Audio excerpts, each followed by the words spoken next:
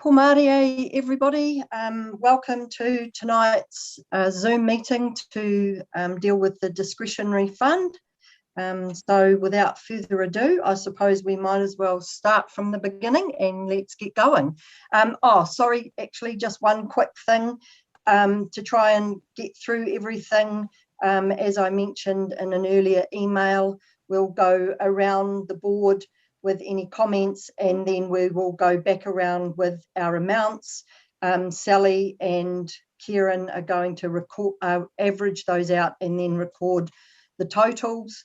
When we get to the end, we can see how we are with our balance, and then if we need to go back and tweak some of the amounts to get to where we want to go, we'll then do that. So is everybody happy with that process? Yep. Yep, cool. Thank you. Righto. So our first application is from CCOS, or the Cambridge Committee of Social Services, and they were requesting $400 to purchase food vouchers to hand out to people. So seeing Lou's on my top left, I'll start with Lou. Any comments from you, Lou, in regard to that? Please. Not really, other than they do get funding from the DHB, don't they, at the moment? Because I know from Civil Defence, we're not funding. It's coming from the DHB. I personally don't know if they are specifically getting funding. I think Cambridge Community House might be, but I don't know whether CCOS is as well. Okay. Kane, have you got anything to comment on that one? I think I'd like to focus on the Telemutu-based organisations. Yep. Okay. Yep. Gary? Look, I'm with Kane on this one here. I said nothing on this one here, so I said I'm focusing on the TA in terms of the benefit back to our community here. So no, I'm not in favour of that one. Okay, Jill? No, mute. I'm the same as the gentleman in front of me, same. Okay. Susan? Hey everybody, nice to see you all. Yeah, pretty much the same. They don't work in Telemutu or Kihiki, and they primarily undertake what's known as Christmas cheer and hand out vouchers to considered those in need, and those people that they consider in need are not in the Telemutu Kihikihi catchment. They're Leamington. So yeah, that's a no from me. I'm not interested in supporting them. Okay, and Richard? Yeah, same here. Okay, so rather than going around with amounts, it sounds like I just want to double check we're all, sorry, I'm also a no on that one because they're not local and they don't actually specifically support people here in Telemutu or Kihikihi. So is everyone in agreement with a no to that first application? Can we just have a quick thumbs up to make sure I haven't misread that? Awesome. Yeah, okay. Yep. So the second one is the Cambridge Community House. Sorry, I'm just going to jump in here. And they were asking for $5,000 to go towards their full wraparound service, helping anyone in need. And they do say they provide to Cambridge and across the wider Waipa. So have we got any comments there? Let's start from Richard. Richard? I understand they were funded through COVID. Well, COVID. They did get some funding. I understand from COVID this time. Yes. Yeah. So I'm not supporting that application. Okay. So we've got a no from Richard. Susan. Yeah, pretty much similar to the Cambridge Community Social Services. They actually have a whānau support worker, which is what the funding that Richard was referring to, that council allocated them funding for under the recovery mechanism. But in my understanding, it could probably be utilised better. It's probably not been used in a manner that maximises benefit for people in the district. And I see from the application, their calls for counselling, when you look at their numbers, actually haven't increased. They've actually decreased since 2019. So it doesn't strike me that there's actually an increased need there, particularly in that COVID needs space, which to my mind, with the way that the criteria is structured, should take precedence. Therefore, it doesn't. And for those reasons, I'm not interested in supporting them. Okay, thank you. Kane? Yeah, same as before. I'd like to focus on the Te Awamutu-based organisations. Cool. Gary? Yeah, look, same with me. I had a really good look through the application, and totally behind Susan on this one. And I haven't allocated them anything for that reason. Yep. Jill? I'm the same. Focus on the Te Awamutu ones. Yep. And Lou? No, Lou, you're on mute. Yeah, I'm along with that as well. And I do note that they had $2,000 granted in 2019 and in $2,000 again in 2020. So they've had a fair drop, but they also are applying to Pironia and Cambridge Community Board as well. So I think, no, we look their own. Yep. Okay, so we're all in favour for a no there, because I am as well on that one. Yeah. Yep. Sweet. Okay. So on to the next one is Child Play Works Charitable Trust, and they are this year asking for $1,500 to go towards training and what was your other part of your one? Sorry, there's a couple here that are similar, aren't they? Training and providing child-centered play therapy. So let's start with Jill on this one. Where are you sitting on this one, Jill? I think I'd give them a little bit, but not probably only 400 or 500. Okay. Gary? Yep, I read their application. I had $500 down for those guys. Okay. Richard? I've looked them up and can't find any info on them. They've got quite a nice website. Well, do they come into our area though? Yeah. No indication that they do. It says they've got a no location given, doesn't it? That they do come here. So from my side, they will come, but I think they predominantly work from out of Cambridge, but they will come, and they do also, I see, do training right throughout the country. So anyway, Kane? Yeah, I'm very supportive of this. I think our kids are going to be really struggling over this period, and I would like to support them. Okay. Susan? Yeah, look, I've made inquiries in education circles, and none of my education contacts, and they're reasonably extensive, have actually heard of them in our side of the district. They're kind of half local, I suppose, in terms of where they say they're based out of, but in terms of evidence that they're working on this side and actually producing any evidence of therapeutic works, I've found none. So I'm not inclined to support their application. And I mean, if they want to make themselves known to us, then by all means come along and introduce themselves. But at the moment, certainly none of my education people were aware of them and their activities. Okay. Yep, thank you. And must be Lou to go. Yeah, thanks for that, Madam Chair. I see they got $1,500 in 2020 as well. And as I say, I haven't heard of them. I'm exactly like Susan. I actually asked one or two people that I do know, haven't heard of them much, and I see they're applying to Cambridge as well as us. Okay, so you're a no. Okay, so we've got how many no's? Just 3. So we've got 3 no's. No, I'm a no. Okay, and so we've got 3 yeses sitting in here. I'm inclined to give them a little bit. They do get paid for their training. I do see that we did support them last time, and that child play space is highly sought after and really short. So the 3 that starting with Jill, how much were you thinking?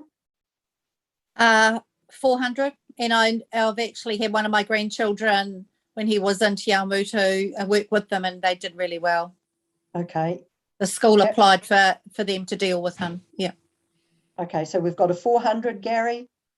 Yeah, look, I had a 500 down. I certainly understand where Lou and Susan are coming from on this one here, but I certainly had 500 down. I'd drop it down a little bit to go with the yeses on this one, but 500 is mine. Okay, Kane. Yeah, I'm happy with 500. Yeah, and actually I am too, because like I say, it's just because I know how important or how hard it is to get in. The current counselling group here that are based here in Telemutu, it's a year wait for child that CCPT therapy. So yeah, so we've got a 400 and 3 500s. And a couple of zeros, I'm assuming. And a couple of zeros, of course. Yeah, to divide it up by. So we've got, and 3 zeros. Thanks, Susan. So that's given us an average of 271.43. It's a funny amount, isn't it? I can concur. So the next one we have is Children First Charitable Trust, and they are asking for $4,500. Now they do work with our schools across Waikato. Righto, so let's start with Susan on this one. Look, I'm a bit the same as the last one, actually. They're based out of Leamington. They're not based in TA, and they have kind of questionable coverage anyway, and to the best of my knowledge, in terms of the people I inquired with who are reasonably well across this space. So that's a no from me. Okay, Kane? Yeah, I would like to support this, just based on the fact that I think we're going to see a lot of people who need support at that teenage level. Yeah, so that's where I'm at. Okay. Lou?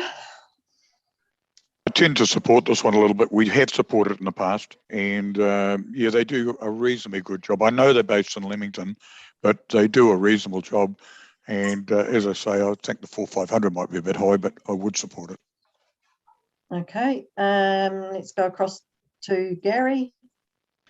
Yeah, I had again good read through the application on this one here, and probably for the same reasons as the previous one there. I had $500 down. Yes, it probably there's a few of them come into our area and again, mental resilience, etc. I decided, yeah, I think they're up for about $500 from me. Okay, Richard? Yeah, very, very little showing on our side of the district, and I think there are some others that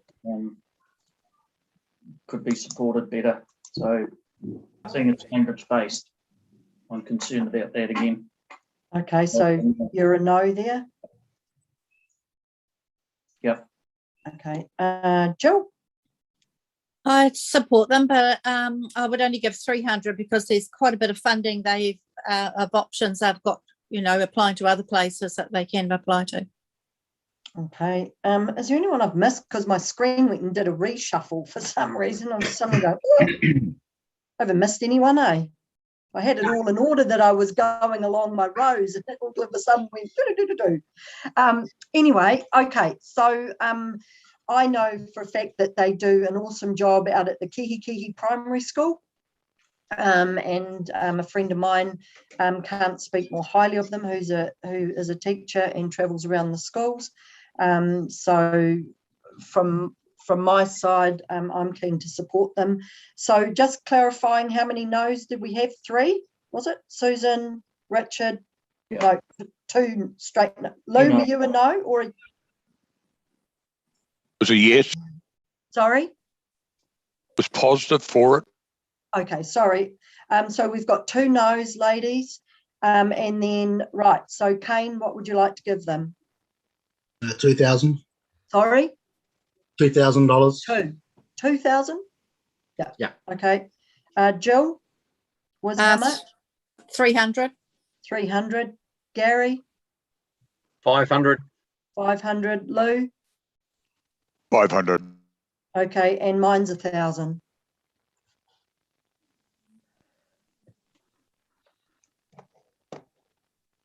So that gives us an average of 614.29. 614.29. Okay. And so we then move to Te Awamutu, to the Citizens Advice Bureau, and they are wanting $1,185 to go to their conference. Madam So- Chair, if I could just clarify that 1,180 includes GST, so the amount that as long as we're working in a plus GST world, it's actually 1030.43 that they're asking for. Oh, okay, so we don't, okay, cool. All right, so let's start with Kane on my right. Comments? No, otherwise? Yeah, I'm sort of, I think no on this occasion. Okay. Susan? Telemutu Citizen Advice Bureau does a lot of awesome work. They've done some really impressive work through COVID, and they make a buck go a long way. And I would love to have supported them more, but unfortunately, I just think it's a bit inappropriate at this moment to be looking for funding to send people to a conference. Had they asked for something else, I would have probably been more inclined to support it, because they do great work. So in this instance, it's a no from me, and it's not a reflection on the organisation at all, because they're pretty impressive. Okay, thank you. Jill? I'd say the same as Susan. They do a great work, but just at the moment for that, it's not quite appropriate. Yeah. Down to Lou? Yeah, I think they do great work, as you said, and most of it's voluntary work too. So they do a lot in there. And I do agree that perhaps the attendance to a AGM is a little inappropriate. Gary? Look, I'd like to support them to some level, and the reason I say that is that in terms of conferences, as Ange and I know, that you pick up so many ideas, and in terms of service delivery, just one or two or three ideas that you pick up from a conference can go an awful long way. So I think I'd like to support them in some way. I think that their level of $1,000 and the fact that yes, it is for travel and various things there. I accept that from the other members, but I think I would still like to support them with something from the board. Okay, thanks, Gary. And then Richard. No, I agree that, yeah, the work they do is great, but attendance at an AGM travel is not appropriate for this time. Okay, so we've got a number of no's this time round, so I can just have a quick raise of hands on the no's. 1, 2, so basically 1, 2, 3, 4, 5 no's. Yep. Sorry, Lou, did you end up being a no? I've got you again. I can't hear you. Do you want to leave? Sorry. No, I would support them a little bit, but as I say, no. Okay, cool.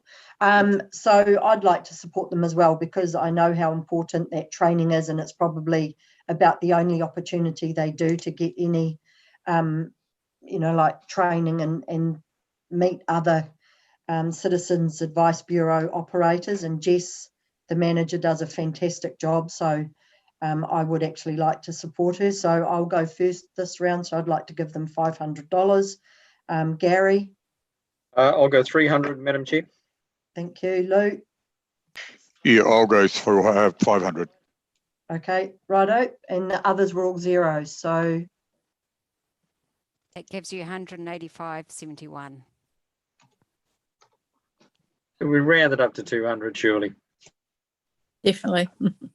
are we happy to do that? Is Yeah. everyone? Yeah. Yep. Okay, 200. Madam Chair, can I suggest all of the ones that are like $271.46? We just round it up to the next 100. Yep, Yep. I'm happy with that. Is everyone else happy with that? I agree with that. Yep, all that'd be agree. great. Yep. So And down. So just, I was going to say for clarity, Yeah. the Children First Charitable Trust averaged out at 614. You just want to round it down to 600? Yeah, Swedish rounding. Yep. yeah, They want to sounds support. good. Cool. The next one we've got on our list is ComSafe, and they were asking for $2,000.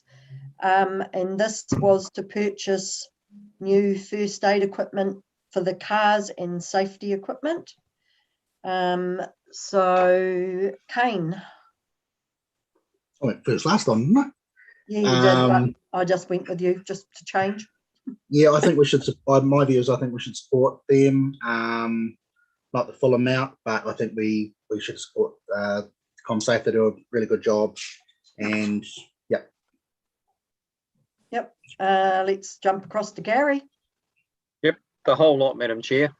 Totally support the whole application. Nothing more to say. Thank you. Jill? I support them as well because we are local and they're doing a great job. Susan? Yeah, look, not only do they tick the local box, but this arguably their need for their patrols has gone up. You know, anecdotally, there seems to be a bit of an increase in crime on account of COVID. So it ticks that box, which of course is one of our criteria.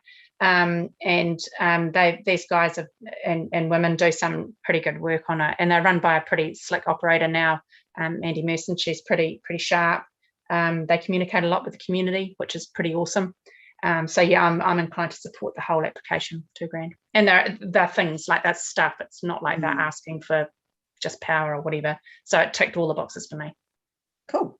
Richard? I am declining that because I know they are very heavily supported by council annually. They have a number of sponsored vehicles, and they have $80,000 in the bank that isn't earmarked for anything, and they want $2,000. There are a lot of other organisations that don't have that amount of funds in the bank. So that's why I'm declining. Okay. And Lou?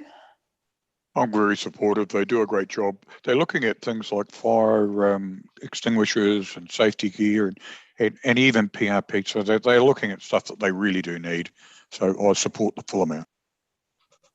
Okay. And my comments in regard to these guys is that they now have 2 people employed. So they have got, wage costs there, and also maintaining cars and things, as everyone knows, isn't a cheap thing to maintain. So I'm happy to support them as well. And like Susan pointed out, these things are going to last quite a while. And the other comment from me is that first aid stuff, unfortunately, is horribly expensive, and it does expire after a time, which is a bit of a bother. But so I'm happy to support that. Excuse me, Madam Chair, before that, should we have not all declared a conflict of interest? All of us? Any organisation that we are funding. That would be one of the rules, I would imagine, that we'd have to abide by. If we've got... Yeah, you all had the opportunity to declare an interest at the start of the meeting last week, at which point Lou was the only one who declared an interest, which was in the RSA in the Purhue Hall. So I haven't declared an interest because I'm not on the ComSafe board and I don't have any say in this part of it. I am a community patroller, but I don't have any say in that side of it. So I didn't see that I had a conflict of interest on this. Doesn't impact me. But if anyone feels that I do, I'm happy to step back from this particular. I mean, I'd rather do that and not be involved. If anyone does feel that way, it doesn't bother me. I'm happy to step back, but not take part. Hasn't changed my view. Pardon? It hasn't changed my view, so I'm happy. Okay. Is it a problem for anybody else? If it is, as I say, I'm happy to step down. No. No, I'm good. Okay, righto. So Kane, how much, please? I had 800 here, so 800. 800 from you, Susan. You with Whole lot. I'm the whole lot. 2 for you, Jill. 1,000. 1,000, Gary. The whole lot. Whole lot. So there's another 2, Lou. 2,000. 2, and I was sitting in the middle at 1,000 to spread my load.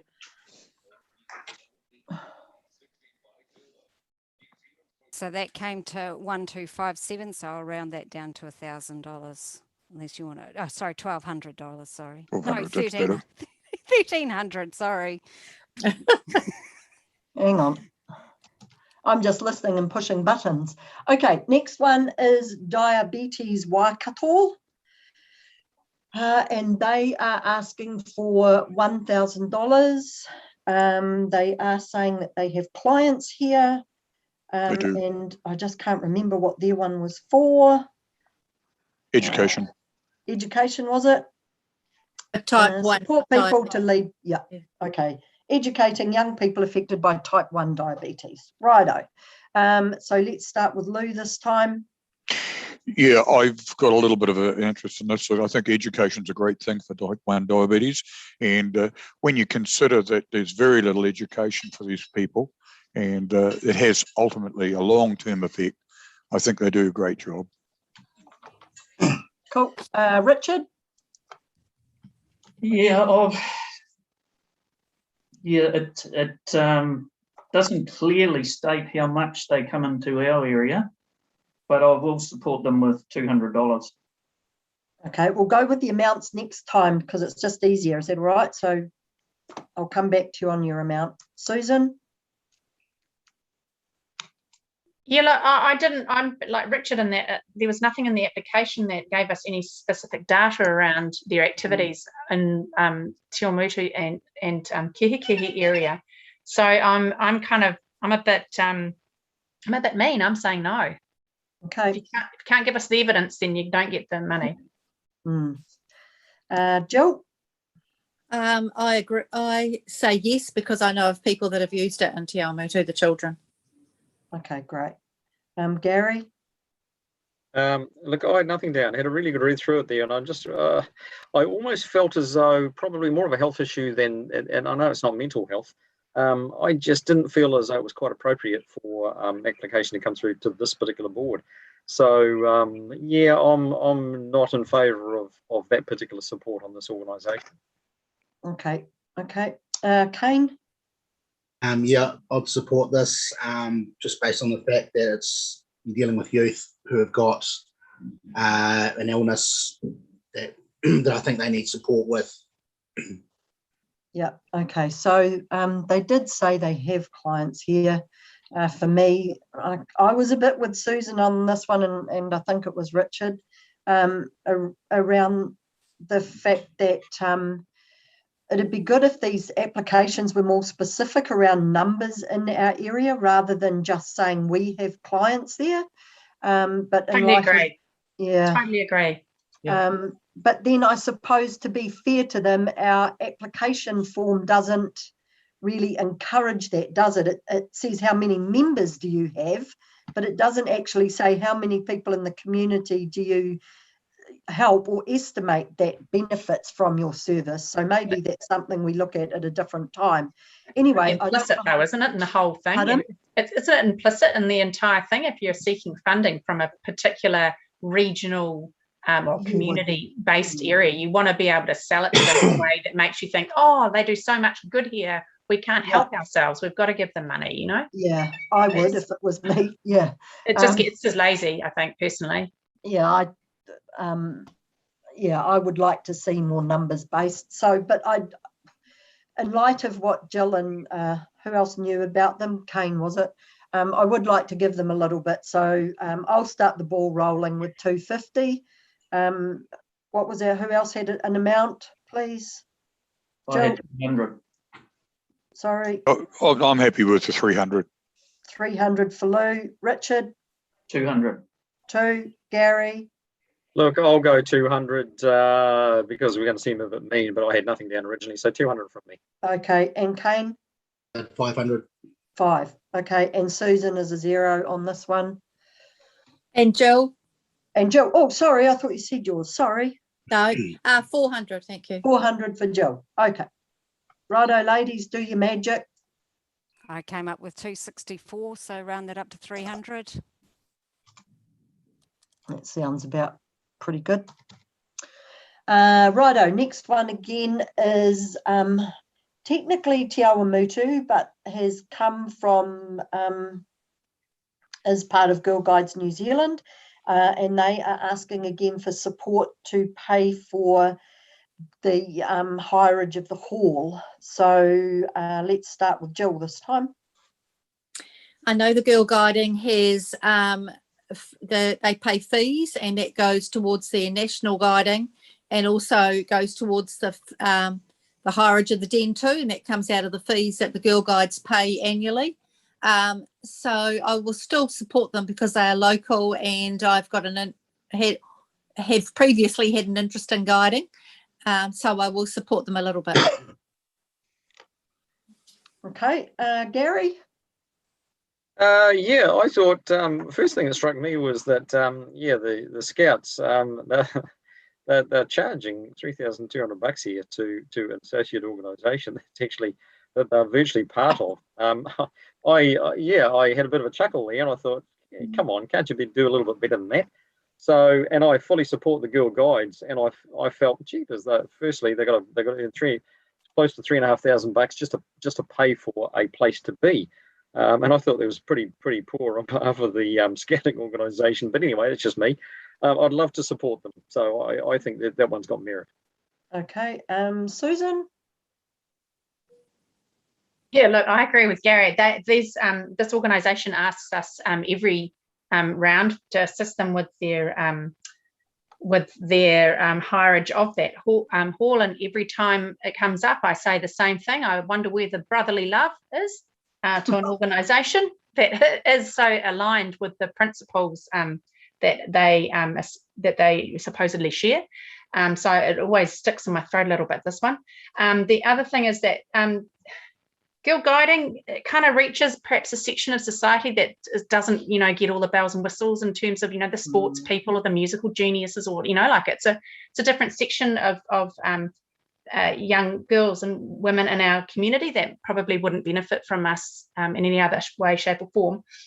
And I really like the notion that underpinning their works is an ethos of service, and you don't see that very often with people that come and are seeking money from us. So from that reason, for all those reasons, actually, I'm happy to support them. Yeah. Okay, thank you, Richard. Yeah, I'm happy to support them. Yeah, it is a bit. To me, it's very cheeky of the Scouts. It's not as though they've got a palace and a 5-star facility to lease to rent to the Girl Guides anyway. But then again, the mothercraft of Girl Guides has millions of dollars. So yeah, they should be helping their own little groups as well.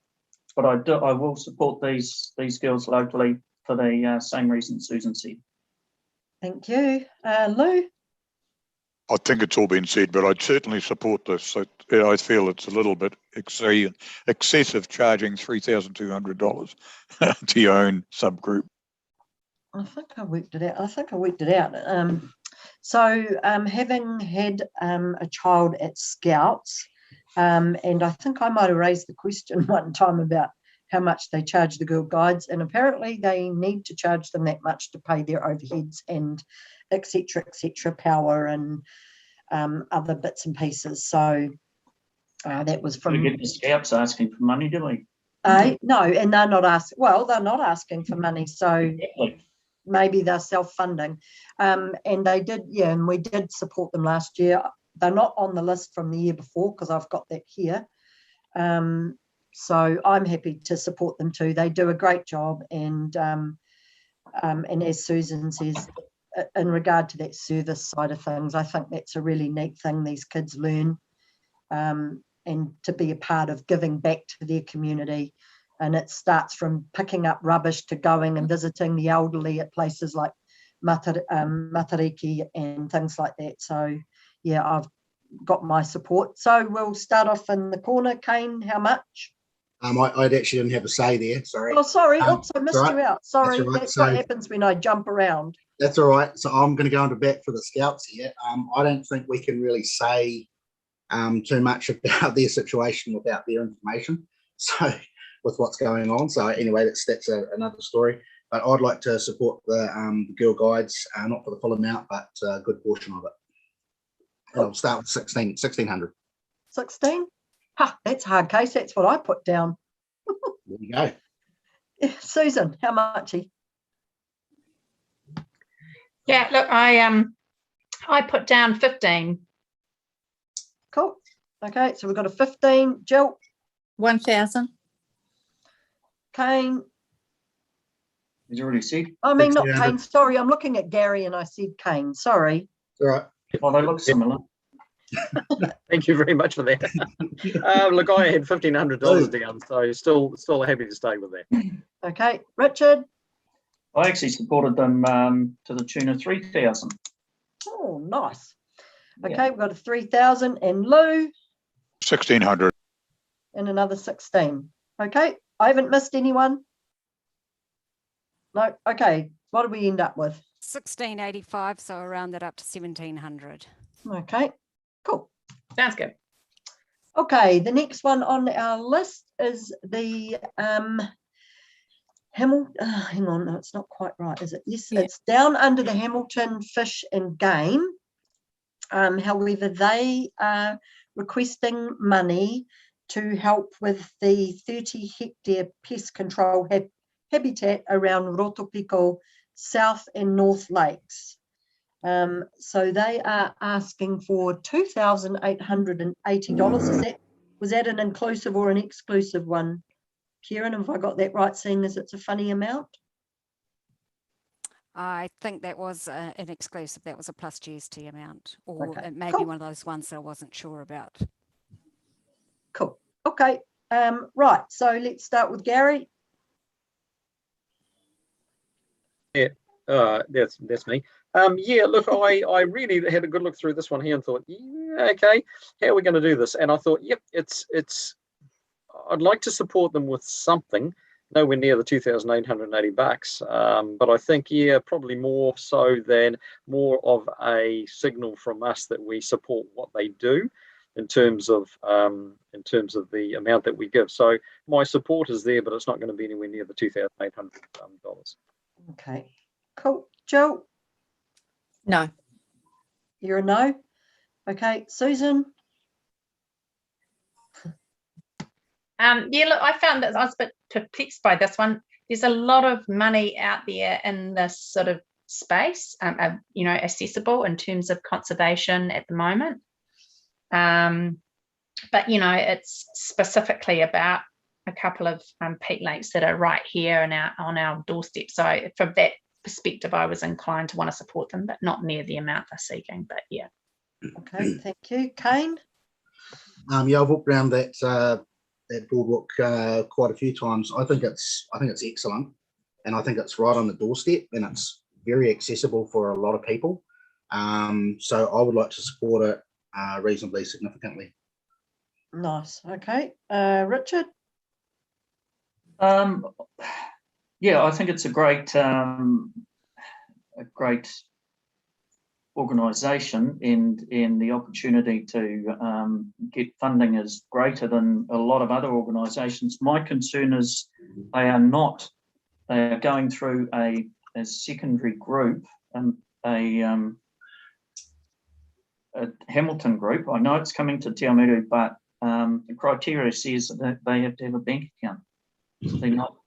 They haven't got a bank account, so I'm not supporting them for that reason. Okay. Maybe Kieran or Joe can just Sorry, can I? Sorry, Madam Yeah. Chair.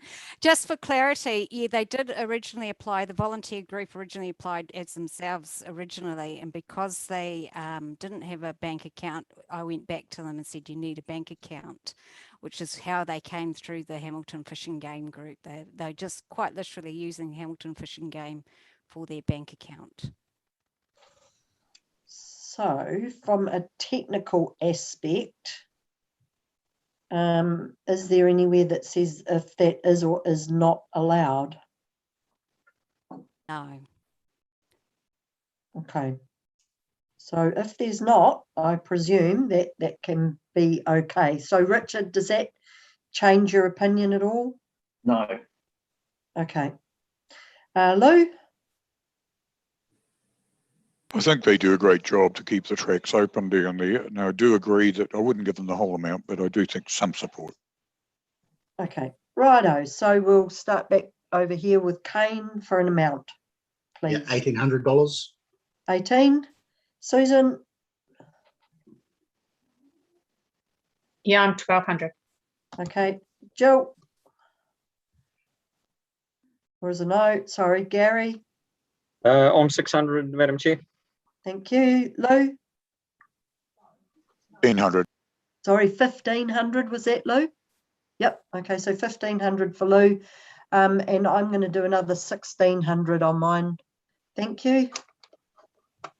Because like Kane pointed out, they do a good job down there, and it is somewhere really cool to go for a walk.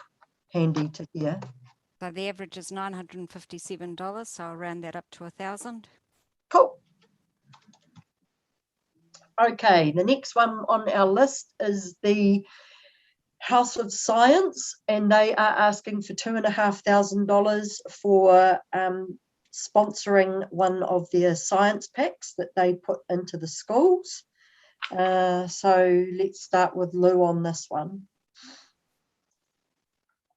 Once again, Madam Chair, I wonder at the the value of this in our local area. I do know that schools do benefit, but whether our schools benefit, the thing is that they're also applying to Cambridge and Pironia. So I would look at this in COVID and say perhaps we look at it sideways. So I'm a no. Okay, Richard. Yeah, I support it because it does come into our schools, especially our rural schools, because they don't get the opportunity of doing any experiments and stuff like that. And gone are the days where they used to, the senior kids used to actually do some physical work. Well, way back last century, they used to do woodwork and metalwork and cooking. That sort of thing isn't in vogue anymore because of takeaways, but I think the science side of things, getting kids interested in something different away from a PlayStation is brilliant. Okay, thank you. Gary? But there I am. Yeah, I'd like to support them actually. We've done this before. We've supported them before, and I'm probably not at the top end of where they're asking for sure, but I certainly want to support them. Okay, Jill? Yes, I support. Okay, Susan? Yeah, look, I'll support them. I know that these science kits that they supply into these schools are really well utilised. And I know that when they do Science Week, because that's all that they're able to squeeze in the curriculum these days, a week of science dedicated solely to science, is much enjoyed by the kids, and it sparks a whole lot of excitement and imagination in a lot of kids' minds around science and the potential for it in their lives going forward. So I'm really supportive of this. Cool. And Kane? Just a question. Did we not have a presentation by this group last year? Is that right? Yes. Was it last year or the year before when they first came? The first year we supported them. Yeah, we have seen Yeah, that. they've applied for 2 years. Oh, yeah. But have they, so did we not give them some money? Because this says no. No, we gave them money last year and the year before, $2,000. Hang on, I was just looking at it. So House of Science South, 2,000 for 2020, and I'm pretty sure, where are they? It's just not on this one. Just No. looking at it. Oh my gosh. Oh, there it is, to Finance Rocket Science Box, 2,000 the year before for 2019. It's missing from our schedule. Oh, Yeah, I've got one that went back 2 years, just so Okay. you know. Well, so have we. We've got the last 2 years and there's nothing showing. Yeah. It Oh. looks like, I'm pretty sure you guys did give them money last year Yeah. at least. I'm sorry, I must have missed that off when I was Yeah, doing it. sorry, I was just trying to clarify who that was. That's cool. Yeah. I'd like Yes, to it was support who that them. came and did a presentation last year. Sorry, if I came through the chair, in terms of their analysis of financial assistance, they've identified why WDC as a grant received of $2,000 in 2020. And then there's another there was 2 in 2018 as well. So they've listed that, and 1 in 2019. Cool. Thanks, Sally. Cool. Righto. Yeah, I'd like So, I'd like Kane. to support them. Sorry, I'd like to support them. Yeah. Yep, sweet. Okay, so and I'm happy to support them. I kind of wondered whether they could tap more into sponsorship, because there is a bit of an opportunity there. But as everyone's pointed out, they do a great job, and those science kits are welcomed at the schools to save them having to outlay the money as well for doing lots of different types of science projects, which is really awesome. So let's start with Lou. How much? Well, as I say, I'll go $1,000. Okay, thanks, Lou. Richard? I'll go 2.5. 2.5. Yep. Gary? On 1,000. Thank you. Jill? 1,000. 1. Susan? On the whole lot, yeah, 2.5. Another 2.5. Kane? Remembering, of course, can I just add Yep. that this is it for the whole year. Like, they can't come back in the next round. Once you've applied this year, that's it. Yeah, that's true. So I guess the way I've approached is that I've actually picked whole ones that I've generally gone, yeah, I'll give them a fair whack. So that means that they won't come back in April. Yeah. What they do, they'll be ineligible. And I'm just kind of thinking of other, the entities that usually apply. This is kind of, this is a maximum list of everybody, right? So aren't we better to pick off ones that we support this time and perhaps encourage others to apply next time and for April? Otherwise, they'll disqualify themselves from actually being able to apply. Yeah, assuming they're wanting to apply for the same thing. Good point. Kane?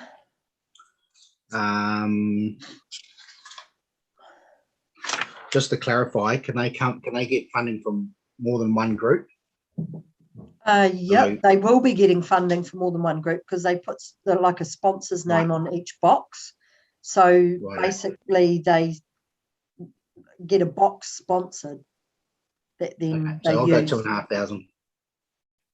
Okay, so we've got another 2.5 there. And I was a 2. Thanks. So I've come up with 1,785, so round that up to 1,800. Okay. Okay, righto. So the next one that we have was Interlock from Cambridge, and they were wanting funding to support their lease on their new building. So let's start with Susan on that one. All right, cool, thank you.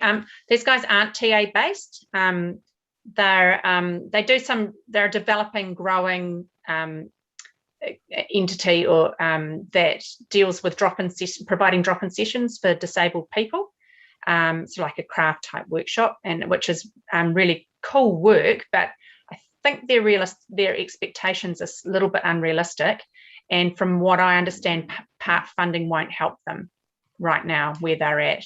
And it's quite possible that they might get other assistance through council in another manner. They are the only ones providing this type of service, but that's very Cambridge focused. The activities are focused around Cambridge. So it's a no from me. Okay, thank you. Jill? No from me. Gary? Yeah, outside the area, it was a no from me straight off the bat. Okay, Richard? It's a no from me. Lou? I agree with what Susan said, and I think they should look at other areas, mainly through council or something else, for funding on this one. So it's a no from me. Okay, thank you. Kane? Yeah, it's outside the area, and also we can make that money go a long way over a lot of different people. So I think, yeah, we'll just leave it. Yeah, I'm with you guys too, so it's a no from me as well. Okay, so then the next one is from the International Annual Global Walk, wanting the princely sum of $75. And that was, what was it exactly to go towards their walk anyway, which is going to be held on the 27th of September. So let's start with Gary on that one, please. Yeah, No. Yeah, odd. This is a real odd one to get my head around, I must say. So, and I thought $75. Jeepers, someone's applying for $75. I thought it was really interesting. No, it's a no from me. Okay, thank you. Jill? No from me. Kieran, Okay. it's not a typo. It's not meant to be 750, is it? No, you've also got the original thing there. I'm Yeah, pretty sure yeah, it said yeah. 70. It was 75 for Yeah. Telemutu Community Board. Yeah. Yeah, no from me. Yep, good as gold. Susan? Yeah, look, they didn't even really express in their application what the need was, and No. a bit like Gary, I'm a bit perplexed by this one. Yeah, me too. Lou? No, Oh, sorry, Susan, I chopped it's you all off. right. No. Okay. Lou? No. Okay, Richard? No. And Kane? Yeah, I think it's Cambridge based. And there sounds like a lot of participants, but I think $75 is. I think they can get funding from elsewhere, to be honest. Yep, and I'm with you too. For $75, they can ask their own community board. So we're all no on that one, thanks. Okay, the next one we have is coming out to Kihikihi, and we have the Kihikihi Bowling Club, and they are requesting $4,000 to go towards the soil test on their, hang on, if I missed someone. Yeah, you sorry, have. I did. Yeah, through you, Madam Chair. It's Kids in Need, Waikato Charitable Yep, Trust. sorry, I just realised that as I was like, hang on, that's not right. So Kids in Need Charitable Trust for $3,000. Wait a minute, let me just make sure I'm on the right page. And their application was requesting, let's see, working based in Cambridge, supporting families throughout the area, assisting caregivers, grandparents, and caring for foster children, etc. So let's start with Susan on this one, and away we go. Yeah, I made some inquiries on these ones. I'm sort of, although my involvement sort of in that social sector was reasonably deep some years ago, it's getting further and further away. Look, these ones are, my understanding is that Oranga Tamariki speak highly of them, and they do cover TA, although their application wasn't particularly clear in that space. And there is a need in TA. Yep. Thank you. I'm happy to support them. Yep. Cool. Thank you. Lou? I tend to agree with Susan on this one, and I did some work on it as well. And it's a contribution to the care packs that they take out there. So I think it is a good service and it needs to continue. Cool. Richard? Yeah, not a great deal of info within the application that they come over this way, but from what Susan said, I'll support them to a certain point. Cool. Thank you. Gary? Yes, Madam Chair, local interest on this one here. Had a really good look through this application. So yeah, I think I'd like to support them. Again, not at the level they're asking, but I certainly would like to give them some support from the board. Cool. Thank you. Kane?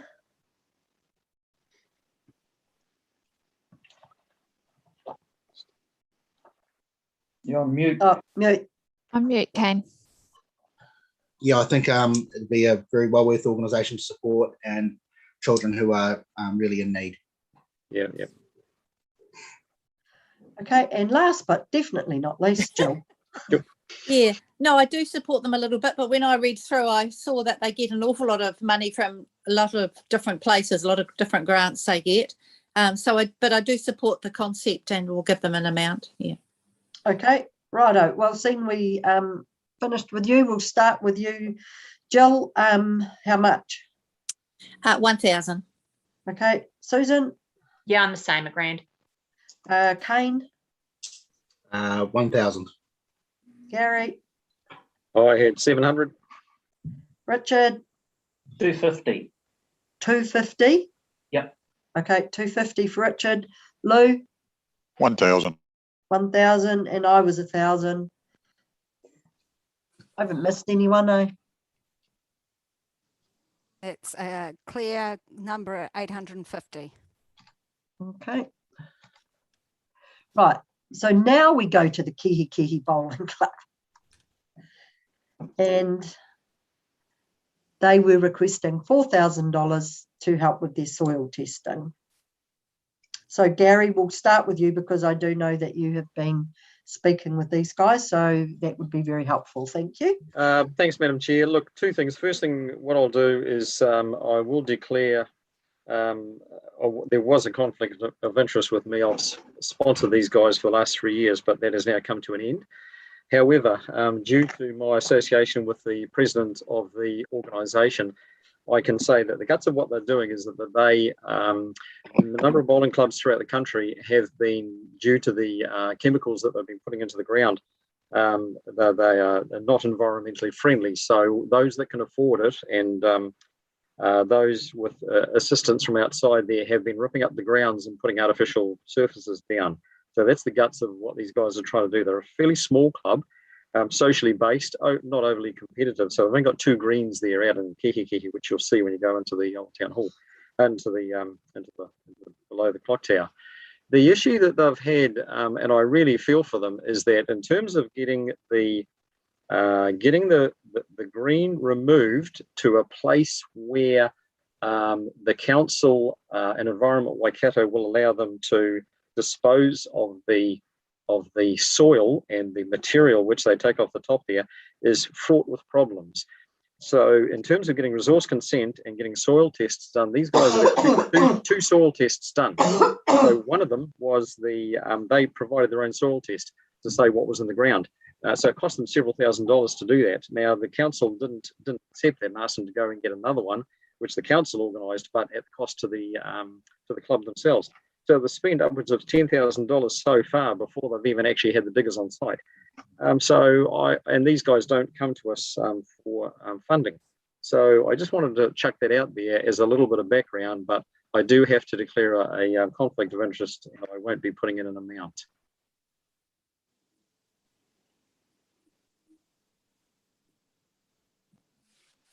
You're on mute.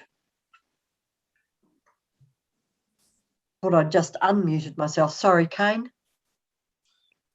Yeah, I would like to support the bowling club. I think that Kihiki tends to get missed out a few times. I wouldn't want to support them for $4,000, but I would like to support them. Cool. Thanks, Kane. Susan? Yeah, I want to know, Sally, did you know anything further about this beyond what Gary's explained to us, or no further information in that? If I can, through the chair, no further information. I do understand that these are a consent requirement, so approval has been given to the club from a point of view of upgrading the greens, but these are consent requirements that are required to do the works. Okay. Yeah, it's sort of a tricky position to be in, isn't it? I know that they've got a really generous benefactor out there helping them sort of bring new life to those bowling greens. And I know that council did subsidise them in terms of their applications for their resource consent. So they have had a bit of help from council already, or from ratepayer money. And it's just unfortunate that the first test they didn't pass muster, really, isn't it? And so now they're in a position where my understanding is it is a requirement of that consent, isn't it, to get it done. So, and 4 seems awfully high. Sally, do you have any intel on whether that's about where it's at or nothing? I don't have direct intel, but I know that anything I do from a contamination testing or a geotech point of view does seem to be that high. So I would say that they would be asking for the funding that they require to cover the costs. Yeah, geez, I'm in the wrong business, clearly. You definitely must be. Crikey. Yeah, look, I'm happy to support them. I'm not sure that would be the full amount, though. Cool. Jill? I'd like to support them because they're local, but I think it's terrible that the council charge them such a high fee. Just my comment. We did actually subsidise their consent to $1,700, so it's not like they've been having to pay completely cold. So there has been some significant help there. Oh, good. Yeah. Lou? Small community working very hard out there, and I think they need support, and I will support. Just flicking back through this, they didn't actually provide a quote for the soil test, though, did they? We've got a quote for the green. Okay. Righto, Richard. This application is for the resource consent. So why is the discussion on soil testing? The consent has already been given, is it not? It's a requirement of that consent. Yeah. They undertook a test before, and council just deemed it insufficient. They had to go and have another test undertaken. So this is the cost of the consent. That is a cost of the test, which is a requirement of the consent, which has been given, subject to having these tests undertaken.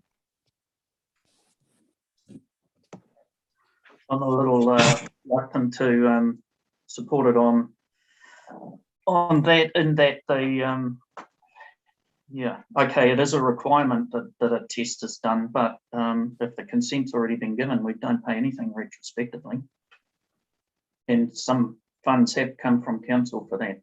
It has been supported by council.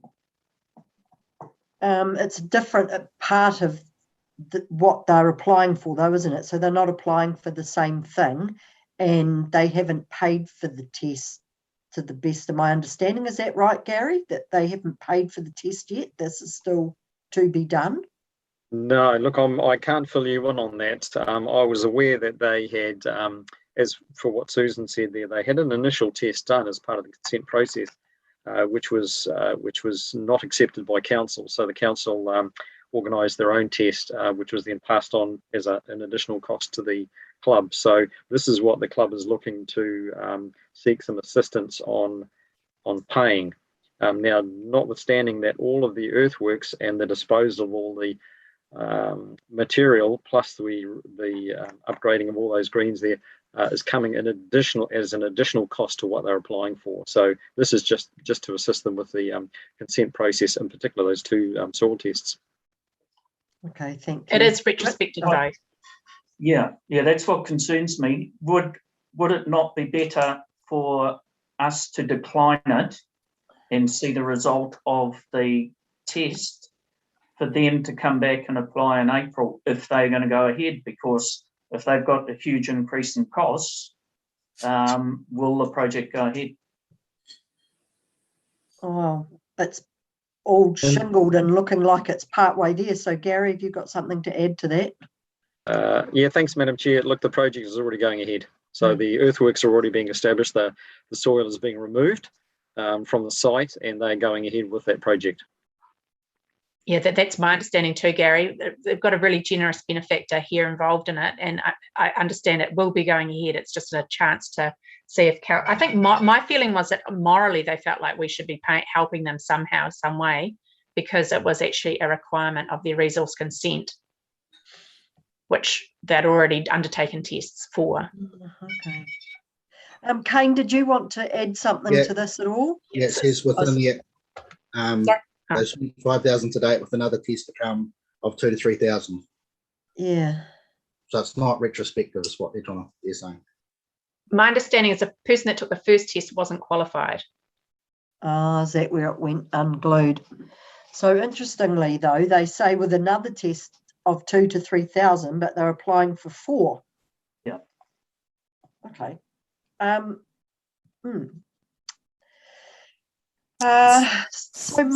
Sally. So if I can just add there, it is a condition of the consent, so it is required, and it is about obviously the difference of what's already been discussed around what was provided as part of the consent application didn't meet the requirements, therefore this is why this has been asked for. So it's actually is a condition of the consent for them to then meet that condition to go forward with the consent. Okay, well, I think we've clarified that it's not retrospective, so I think we're safe to proceed. So let's go ahead with that. I'm happy to support them, particularly because they haven't applied to us previously and if we can give them a little bit of a help, I'm happy to do so. In addition, they're always really awesome with rent, like letting people use their rooms and things like that. So, and are very accommodating and hospitable. So I'm happy to support them as well. Kane, we've got an amount from you. I'd like to give them half of the 3,000. So they say between 2,000 and 3,000. So half of that, so 1,500. 1,500 for you, Susan. So can I just get a clarification? How much are they seeking? Because we've got $4,000 there. Yeah, we've got. Yeah. Sorry. Sorry, I didn't mean to interrupt. Sorry. Yeah, so I just want clarification. On the summary, it says they're seeking 4,000. Within their application, they're seeking $4,000. Okay. Yeah. Okay. I'm happy to support half of that, which is 2,000. 2. Thank you. Lou. 2,000. 2. Jill. 2,000. Richard. No. No, still no. Okay. Gary. Oh, sorry, you weren't. Sorry. Oh, I'm sorry. I can't. Yeah. You'd have to, whether you average me out or I'm not quite sure, but I can't make a comment about that. Yeah. No, we'll just not count you in the averaging. Okay. So, seeing as he's not participating, because it's not fair to call him a no when he's not. And I'm a 2 as well. So. So I've come up with 1,583. Sally, you would agree? Cool. 1,600. Yep. Okay. Righto. So now we move on to the Kihikihi sports domain, and they have asked for $1,940 towards toilet paper, etc. So basically, showers and those cleaning facilities, etc. So let's start with Lou. 100%. I'll give them 100 men. I'd actually go for $2,000 for these guys because they just get no funding. And it's voluntary, virtually everything down there. Cool. Okay, Richard. Sally, you might be able to help us. Does the parks do the cleaning of the toilets, and when there's an event on, do a clean before and after and top up all of the requirements in the toilet? Do they do that? So we support a caretaker that works on site. So the caretaker does those works in terms of a contribution only to the Kihiki domain user group. So this is, my understanding is this application is to help for those events. So they look after, manage all of the bookings on site and look after the site for those events. So we don't go in and do that as far as I'm aware. Cool. Thanks, Sally, for that clarification. Thank you. So around through the chair, around the events, it is managed completely by that user group. Okay, so back to Richard. I'll support them to a point. Yeah. Okay, thank you, Gary. Madam Chair, look, I'll support them to the whole amount, but just before we move on to that one there, just a thank you to the board in terms of just coming back to the Kihiki Bowling Club there. I just want to give my thanks to the board for that support. There's a lot of people there, now that I can speak about it, a lot of people there are on just superannuation income, and they don't have a lot of money amongst them, and there is a benefactor there that's actually writing checks out of his own pocket to keep this thing afloat. So the board's support, not only in monetary terms, it's sending out a really, really good signal that we're looking after these guys. So that's my final comment on that one there. But no, I'd certainly love to support the whole amount for the Kiki sports. Cool, thank you. Jill? I'm happy to support them too. I see we've supported them both the last 2 years, and as there's not many people to support them, I do support them. Lovely, thank you. Susan? Well, I'm going to be the Grinch that stole Christmas because council funds them. In previous years, I think they've funded them 30-odd thousand, and we increased it just recently up to 40,000 for the administrator, the person that runs and looks after the area. And I just kind of feel like I'm surely somewhere in all of that they can find enough money to pay for a couple of loo rolls. And Can I I guess, just answer that a little bit? The person that you're talking about, that was more to look at the development of the Kihiki domain. So that funding of 30,000 was looking at developing and creating a new infrastructure there, not the ongoing running. yeah, well, I think there have been questions asked around the community about how you get hold of that person and how you know, the visibility and the effectiveness potentially of that expenditure in that space. So I don't know. Look, Sally was waving her hand. She might have something to add. So Okay, just Sally. Yep. Yep, just through the chair to provide some clarity, council currently funds 25,000 per year to support the caretaker, who does look after the whole site during those more of those peak summer months, and that does work with all the users on the site, looks after the bookings and manages the bookings for the site, and follows up with individual groups and themselves and doing minor maintenance around the domain during that period of time. What has been funded through the LTP and a request that came from the user group was looking at developing a community hub on Kihiki domain. So we received funding for a feasibility study, which I think is in year 2 or year 3 of the LTP. And there was also a request of additional funding to have more of an administrator on site than on top of the caretaker. So that funding has also been supported to a certain extent, not the full amount that was requested, but that is post the community hub feasibility study that would be implemented in terms of funding. So at the moment, the person does, the caretaker is appointed by the Kihiki domain user group, and they work around the different clubs and doing maintenance on site for that funding. But obviously it's not funding for a full-time person that we support. Sally, can I ask, those club rooms, who owns those? Because they're not, I don't think they're council buildings, are they? The grandstand and the associated facilities under the grandstand are. The caretaker also looks after our mobile toilet facilities that we have on site there, but the rest of the areas are generally within leases of those different user groups, and so they look after their various buildings, etc. themselves.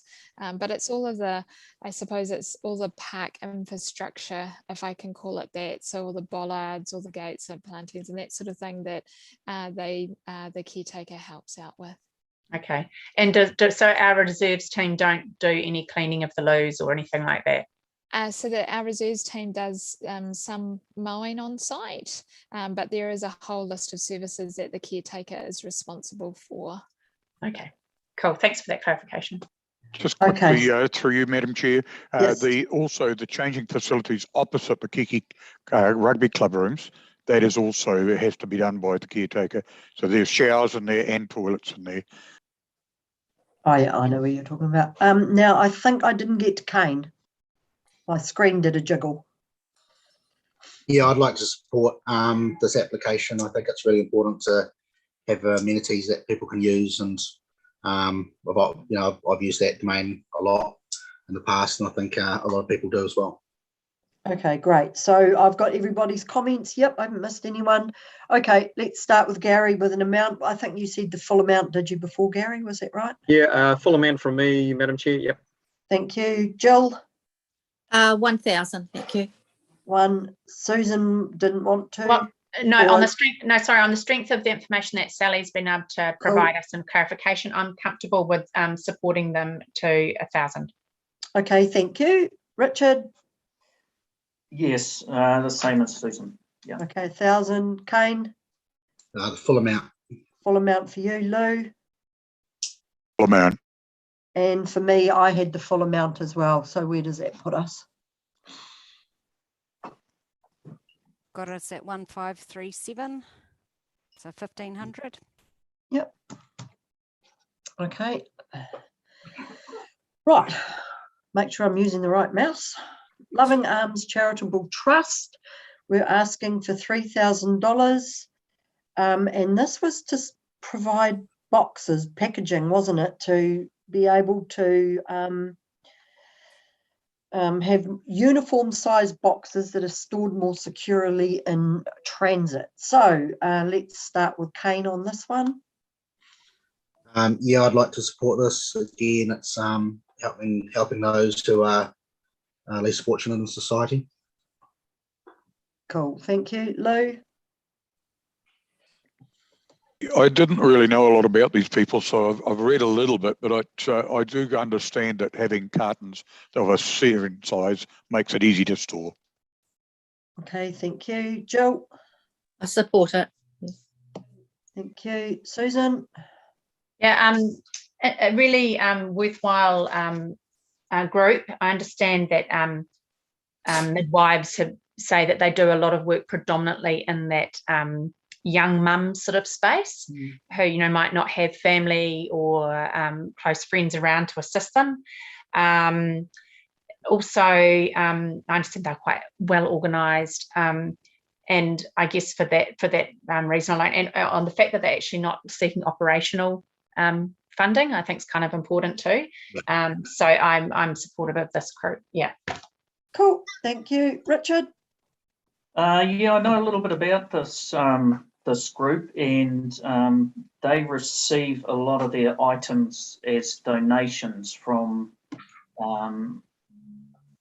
families that have had kids, and, you know, kids grown out of their items of clothing more so, and they give not only to the new babies, but they also provide clothing and shoes and bits and pieces, blankets, whatever, to other kids that are part of the family. So I think they're very, if you want to have a look at their setup, it's absolutely brilliant with the amount of stuff they put through. Cool, thank you. And Gary? Oh, I fully support them, Ange. I think they do a fantastic job, and in terms of mental health and well-being within the community, and I agree with what Susan said. It's about nothing to do with operational costs. They're specific with what they want. So yeah, I do support them absolutely. Okay, and it's definitely a yes from me. Shani and her team do an amazing job, and not only from the fact that they help clothe these new babies and help mums, etc., but it's also doing the reuse, repurpose type of thing. So it's helping getting the, you know, recycling those used clothes that are good enough to go again. So Gary, an amount, please. Right, on this one here, I had we're about to say, so I had $1,500. Okay, thank you. Richard? 3,000. 3. Susan? Yeah, I was the whole lock, stock and caboodle, $3,000. Okay, Jill? 1,000. Lou? 3,000. Kane? 3,000. 3? Have I got that right? 2. 2, sorry. Sure. And what did I have down? I put down 2 as well. Came up with 2,214, so 2,200. Cool. Right ho. Next up, we've got another Telemutu organisation, the Maungatautari to Pironia Ecological Corridor. You should see how I spelt ecological. And now they were wanting funding for planting along the Mangapiko stream catchment and its wider environs. So feelings on this one, Gary, we'll start with you. Support this one, not to the level that they were asking, but I certainly support anything to do with ecology, I must say. And I read through the application. I thought I had it down as part-time employee and office overheads, if I'm not mistaken. Have I missed that object? Oh, sorry, hang on, I might have that slightly wrong because I'm just looking at the objective. Sorry. Long private. Sorry. Or I could have got it wrong. No, you're right, Gary. No, you're right. Yeah, no, sorry, my mistake there. Yeah, no, happy to support them. I know it's not for a specific project, but at the end of the day, in terms of anything that's ecological, yeah, I fully support Mangatautri. So not to the level that they're asking, but they do have my support. Cool. Okay, Richard. I understand they've already been funded for this position through either council or other organisations. So, yeah. Okay. Could Yeah, I've someone? heard that too. Yeah. So Okay. I'm reluctant to support it with that information. That So have we got some fact behind that, or is it purely hearsay? Because we probably can't discount it if it's hearsay, but we possibly need to qualify it and maybe get further evidence. And if in fact it has ended up being retrospective, then it's a no-go. But Can we make it conditional? yeah, that's exactly what I'm thinking. Let's make it conditional. Okay, so we'll assume that seeing as we don't have any clear evidence of it being funded, but the fact that 2 people on our board have heard that it has been already. Well, hang on. How can? Well, They've got a lot of money. They've been getting. Yeah, they've got a lot of money, and so they've got 42,000 from million meters. Fonterra have dropped in 30 grand. WCEET of 4 grand. Manuka Health 500. Bowers 200, and Fonterra another 10 grand. That's in the course of over 2 years. My understanding is that they've got to approach something like 26 to 27 odd landowners. And although it's an amazing dream, we're talking kind of the scale of Mangatautari in terms of the ecological island. It's not just a little tin pot, let's plant a few plants. This is a really significant, what I always call a man's dream, like it's amazing, but it's really big scale. So they're proposing putting a cycleway through, approaching 26 to 28 odd landowners. They've got a significant whack of funding already, but my sense is that what they're seeking from us isn't going to really make or break what they're wanting to do when they've got bigger pockets and larger fish to fry elsewhere. I mean, the drama we've had trying to put a cycleway through from bloody Telemutu to Pironia, this is like a 30-year plan in the making. It's a big deal, and it has a lot of merit potentially, but it's a big fish to fry. We're not going to change the outcome. And I suspect they might have some of that funding already air-tagged for that position they're seeking. Okay. Jill, Jill's just popped off the screen for a moment. I'm just off the screen, but it's a no from me. Okay, thank you. Lou? Yeah, I'm a bit like Susan on this. I feel very strongly that they have got lots of big funds sitting there, and what we can do. I would like to just investigate a little bit to see if they've already received funding from this particular role. Okay, Kane? Yeah, I think I'd like to see them do a bit more digging, as Lou says, and see them come back in April if they want some funding, and we'll go from there. Yeah. Okay. I think I support that too now as well. There just seems to be too much. Not sure. The fact that it's part-time employee. I was also with you guys. I thought, well, they've got great big amounts of money there, and if we're going to give them some money, it sort of felt like it wasn't. I don't know, it just seemed like a bit of a token gesture, really. Kane, did you want to say something? Yeah, I do think though it's a good signal to send that we're supporting these, these big dreams and projects that we want. It doesn't have to be a lot of money. No, no, absolutely. But I was just it just felt a bit tokenistic. But I think I'd prefer that we just get a bit more clarity around that from my perspective. So is everybody else happy that we just sit on this one, encourage them to come back in April with something a little bit more specific that we can actually support, let them know that we endorse what they're doing and we'd like to be able to support them. Maybe we can donate some plants. I mean, contribute some plants. Gary, sorry, you wanted to say something?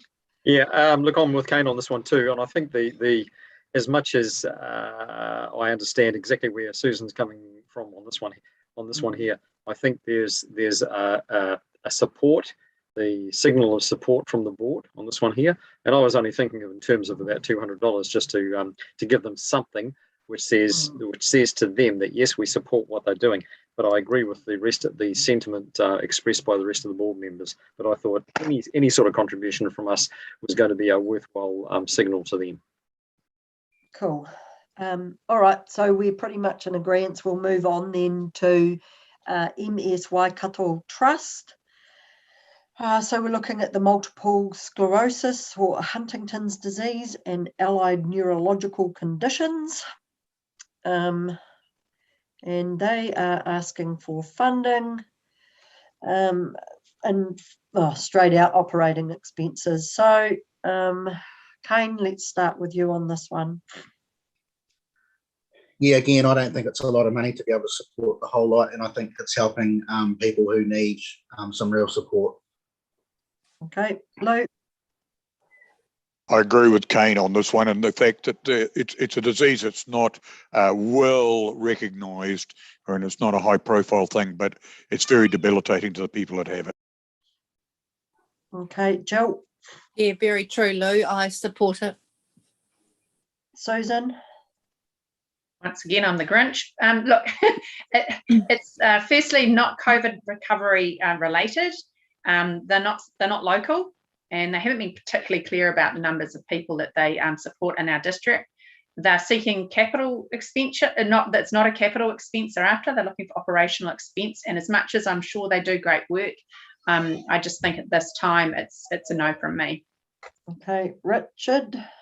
Yes, the same as Susan. If they come back with a little bit of clarity, if there's any money left after this one, maybe April might be an opportunity that they can apply again. Okay, Gary. Yeah, I had no financial support to these guys. Again, I respect what they do and the sentiment behind it there, but no, it was a no from me. Yep, so I actually was initially a no, and then I went back through and I see they've said that they have 52 of our clients reside in the Waipa district. And the services that they're helping to fund is home visits, phone support. I actually knew of someone that had Huntington's, and it is one of the most atrocious things to get. So it was a yes from me.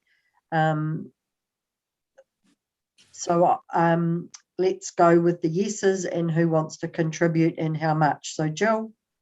Can I just say I do contribute. I've written down $200, and I know of 3 people in Telemutu who live on their own and wouldn't survive without their help. Okay. Lou? I'll go along with Jill on that, very, very much so. And I know them through the RSA as well, so they do a great job. So, as I say, I'll take $300. Okay, so 300 for Lou. Kane? Full amount, $750. Okay, Richard, sorry, where were you? No. You were a no, sorry. And Gary, you were a no? Look, I'm a no, but again, given the amount, I'm happy to support them with $200. Not a huge amount, but again, it's a reflection of our support to the organisation itself. Yep, and I'd put down for the whole lot for them, seeing as they did say numbers and and just outlined what they would using the money for. So $750 for me. I haven't missed anyone, have I? No. No, but can I just stress again that if we're going to part fund people, they can't come back in April.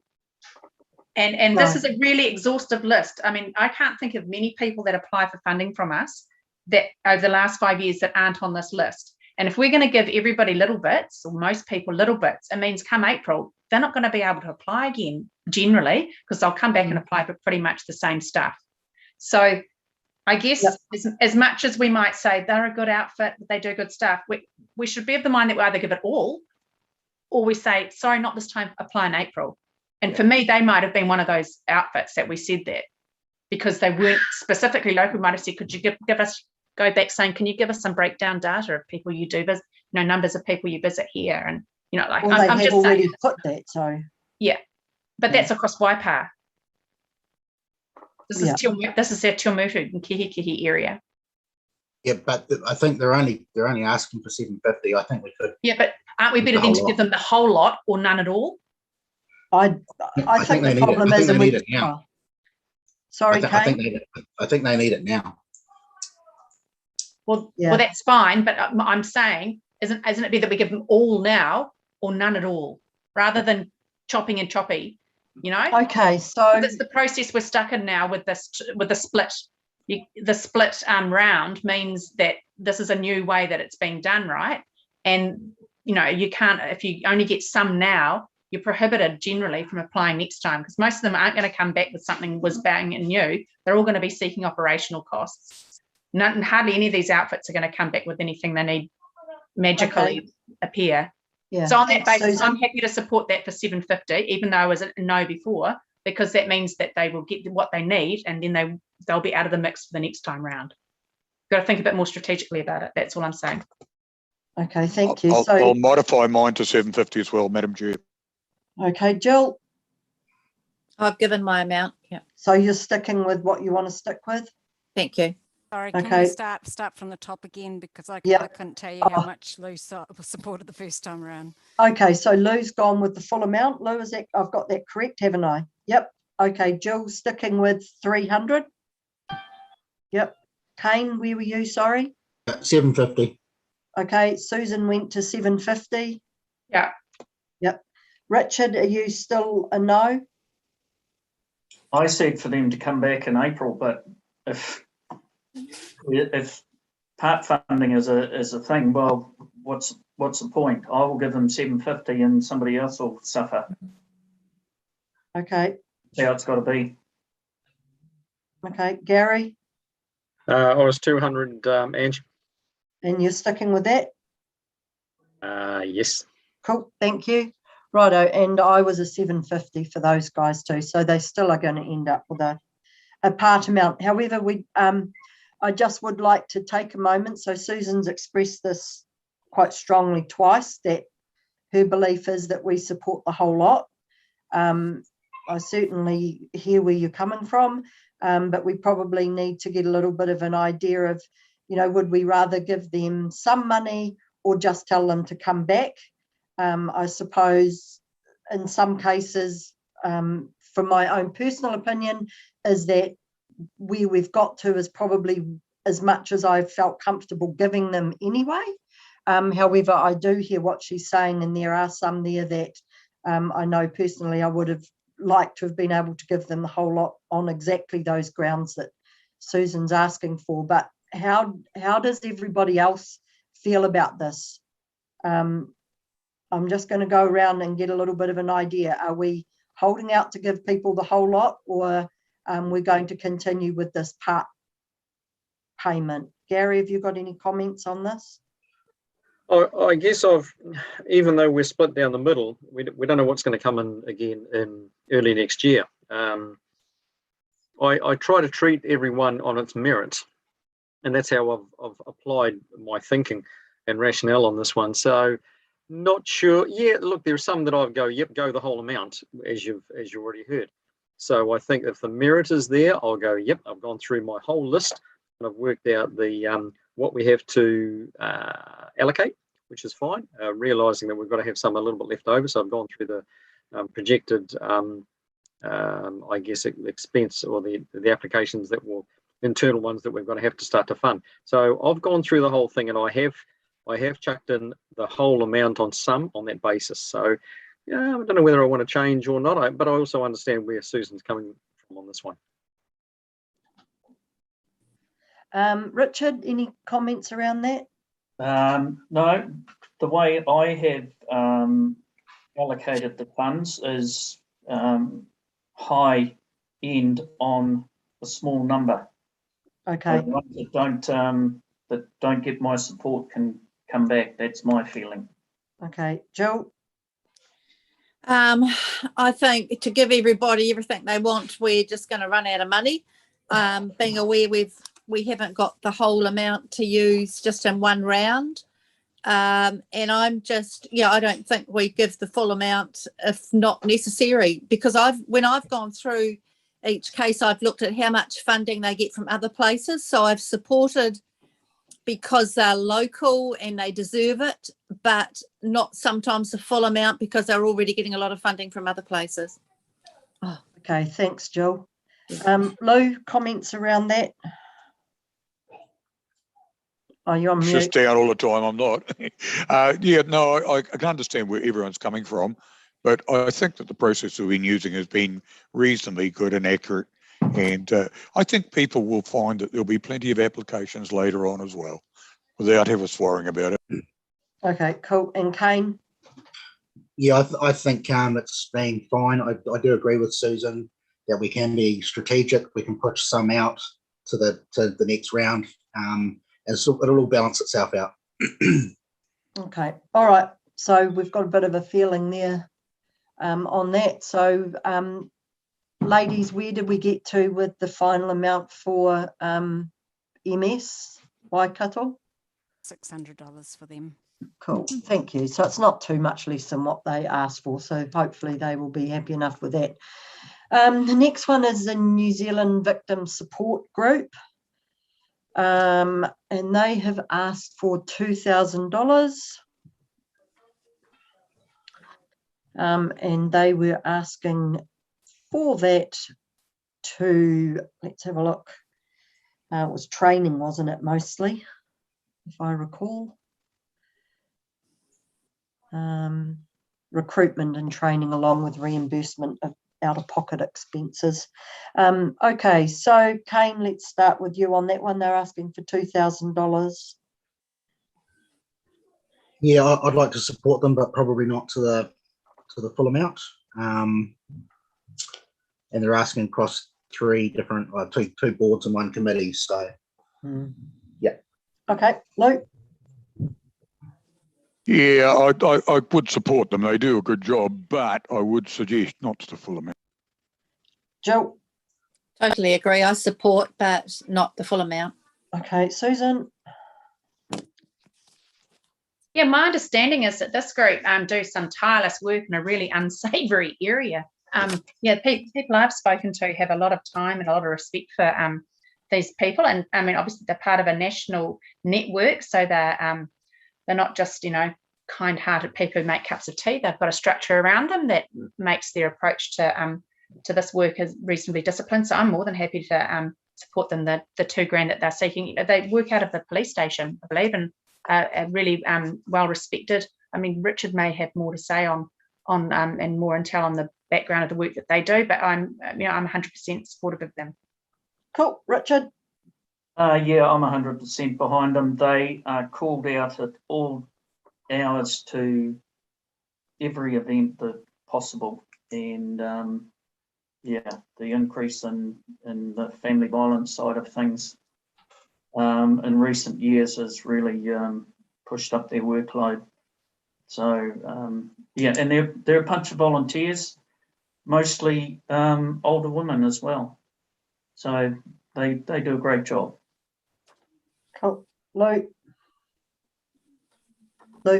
Sorry. You're already done. Yes. Yeah. Oh, sorry.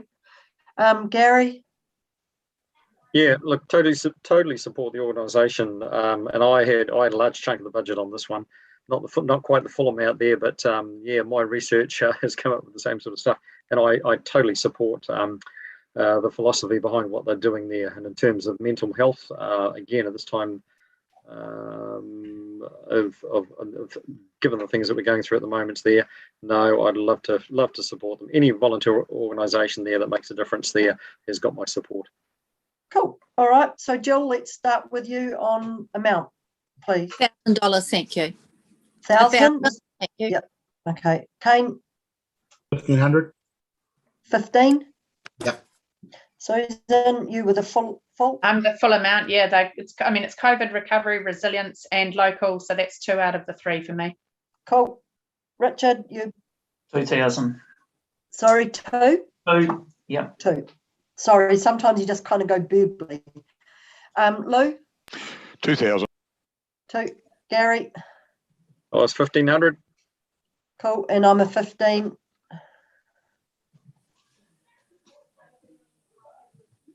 So I came up with 1,642, so 1,600. Okay. Thank you. Next up is the Pironia Park Lodge.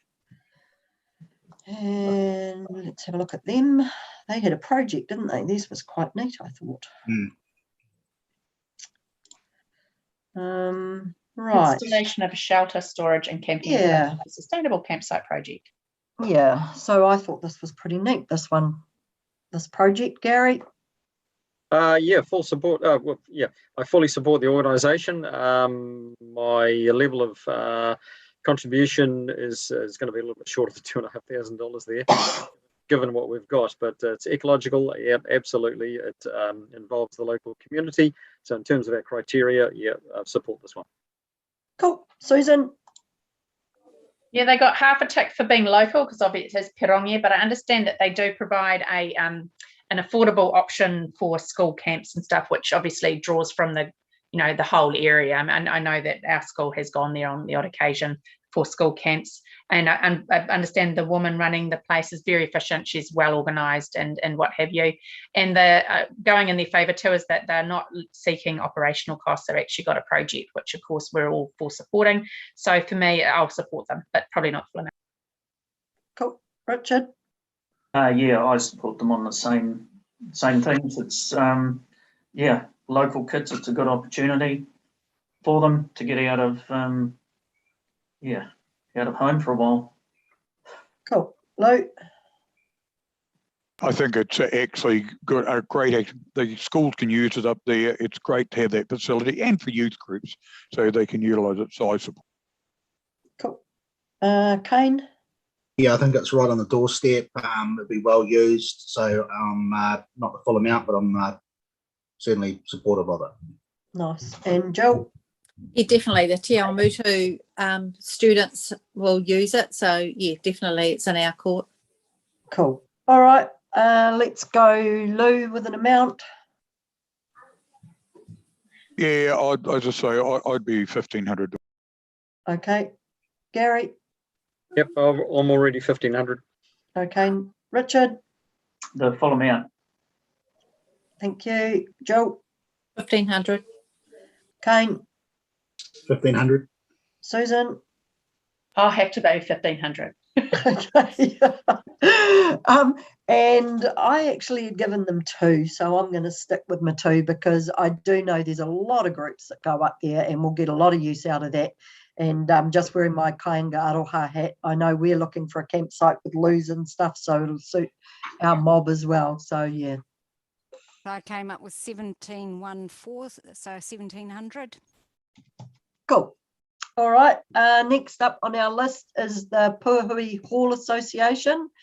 Now they are asking for $9,710. Madam Chair, can I just stand aside? Whoa, hold on. Righto. So Lou has declared a conflict of interest on that at our last meeting. So Lou won't be participating. Susan's chomping at the bit. I just it might be a perceived conflict. Obviously, I get no financial benefit, and much the same as Lou around what goes on at the hall. Obviously, 2 of my kids are at school there at Purhue and pretty much are daily in that place. For reasons of perception alone, I'll step out of any decision making there. But I don't derive any personal benefit. Cool. Thank you to you both. As mentioned, they want $9,710. This was spoken to at our meeting the other day by Katie, who was supported by Sarah. They're looking to get on with things. This was to cover the engineering costs, wasn't it? And I just want to be quite clear on this, except for I've missed the bit that I want. Here we go. So the preliminary plans are now being developed. However, at this stage, there are still significant consultant costs. So, yeah, we're looking at GAQ's geotechnical and stormwater engineering plans, Maltby's quantity surveyor, and to go. So it's to cover the costs of those two two parts of the project. So Jill, we'll start with you. I don't want to have anything. I don't believe that we should be paying anything towards this. I think that maybe they did need a proper consultant, but I know that things like WINS, they can do projects like this, and which would cover probably half the cost. So I don't support it at this stage. Okay. Kane? Yes, obviously we sat down and listened to the ladies out at the hall there. So I'm obviously sympathetic to their situation. I would like to suggest we cover the Maltby's quantity surveyor at $19.50, or the value of that amount. So we're contributing something towards it, because they've got that issue where they've got people coming in from outside to the school who use the facilities but don't fund the rates for it. So, and they've got a huge task ahead of them. So I think I'd like to see us contribute something towards this in a meaningful way. Cool. Richard? Yeah, I'm not in support of it, because I think they might have gone around things a little bit differently. Absolutely lovely ladies, did a great presentation to us and supported us well, but I think it's a huge issue with the school, that the education department should be involved with this as well, because the school uses it and they are not involved. So I would like to see them come back with something at a later date, if they can get some somehow get some support from the education department. Okay. Gary? Thank you, Madam Chair. Yeah, look, I actually would like to defer this one to the next round, which is surprising for me. I normally make a decision on it. I'm aware that we gave a substantial amount to them at the one of the previous rounds, which was in excess probably of anything that we had ever allocated before. So I think that because of that, we were very, very generous on the last one. Yeah, great organisational committee on that on that particular group, and I support what they're doing. But in terms of coming back to us again for another substantial amount, yeah, not happy with that at the moment, with the amount that they're looking for so soon after the large amount which we allocated to them. So I support the group, but I'd like to defer that one. Okay, and I'm in the same camp, mostly because of the fact that we have, you know, I do understand the feasibility study did cost a lot of money, that we gave them that money for, but it was an exceptional amount of money. So yeah, I think I'm with you guys. I prefer to defer this one to a later date. So on that, we've got Kane. Are you the only one wanting to give them money at this point? Have I got that right? So I'm happy to, on the basis that they can reapply, to leave at this time. But I would have liked to cover the 1950, but I'm happy to leave it so they can reapply. Okay, all right. So yeah, they do a fabulous job, and I do feel for them, and I wish we had more money to throw around so we could, but I just feel that there's other people that could get a bite of the pie, and we just hold off with these guys. So, all right, we will move on to Rostriver House, and they have asked for $1,500. Now, interestingly, they never collected their money from last time, so I'm not quite sure how needy they are, because I understand, Karen, you did follow that up and they still haven't accessed that money. Is that right? Check, but I'm pretty sure they haven't. Certainly when I wrote at the beginning of this month, they have. But yeah, and I'm pretty sure it hasn't come through since. So I'd say they haven't collected their money as yet. Okay. So I do know a little bit about these guys, and Mike, who works for Ross River House, calls into Kainga Aroha on a very regular basis. So he is very active over here, seeing school kids and helping families and trying to help sort out some of those behavioural issues and helping children, cope at school, etc. So they are very active here.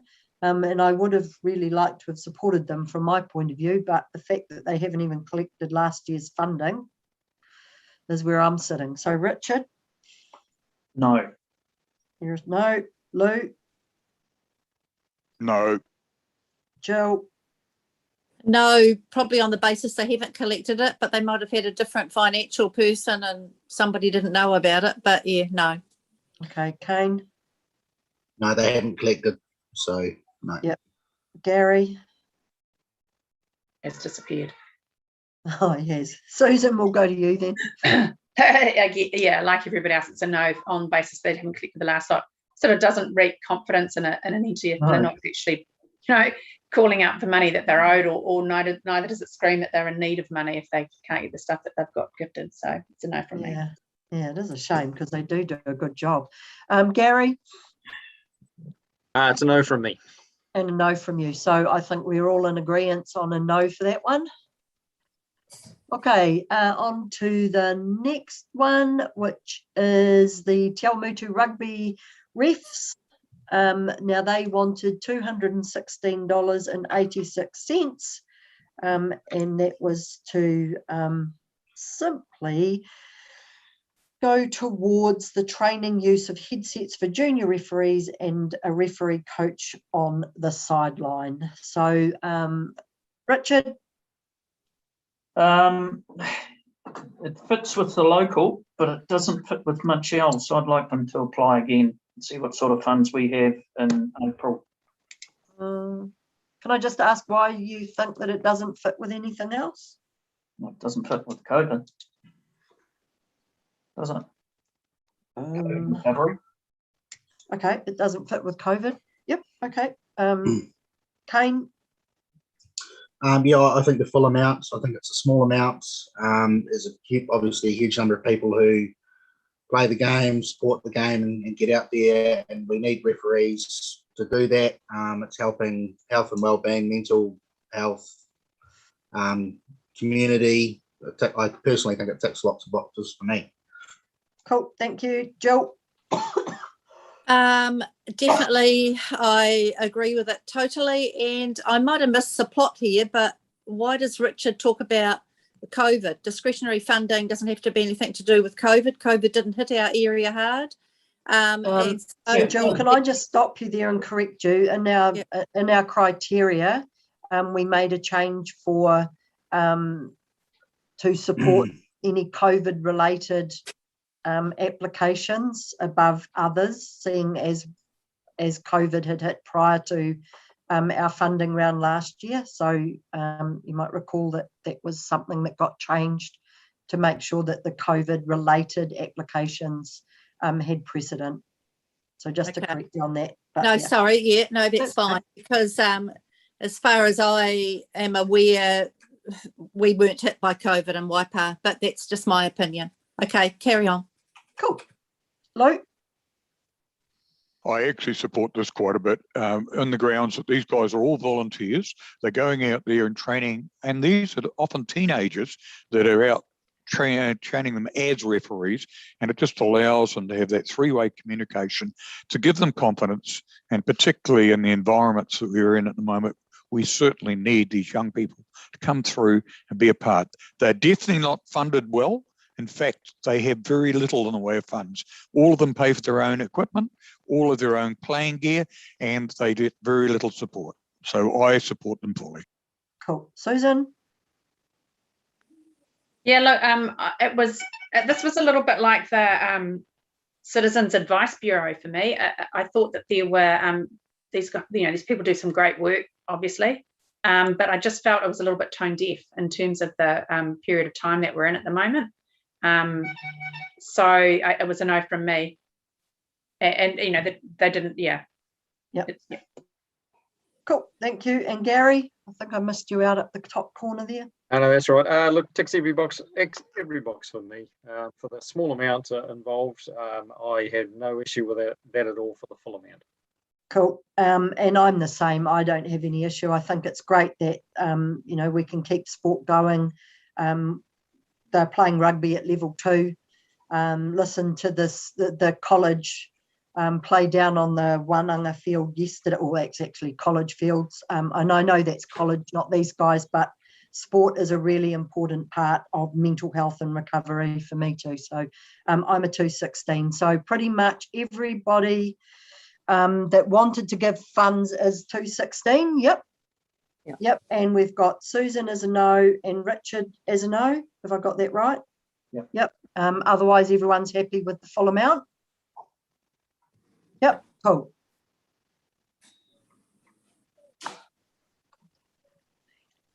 So you still wanted to average this one out, Madam Chair? I'm comfortable with making it the full amount, given it has pretty significant support personally. Cool. Thanks, Susan. My beliefs are not really near there. I'm more than comfortable for them to get it knocked over if that was what the belief is behind the whole the committee. So I'm fine with that. And I support that. Yeah, I would do that too, but you have to bear in mind that somebody else is going to miss out further down the track now that I've actually taken money and put it into one that I said no. Okay. So don't be offended if I say no to others. That's fine, though, Richard. I agree with that, but I would say the amount you're talking about is much of what we're doing with levelling up or rounding off.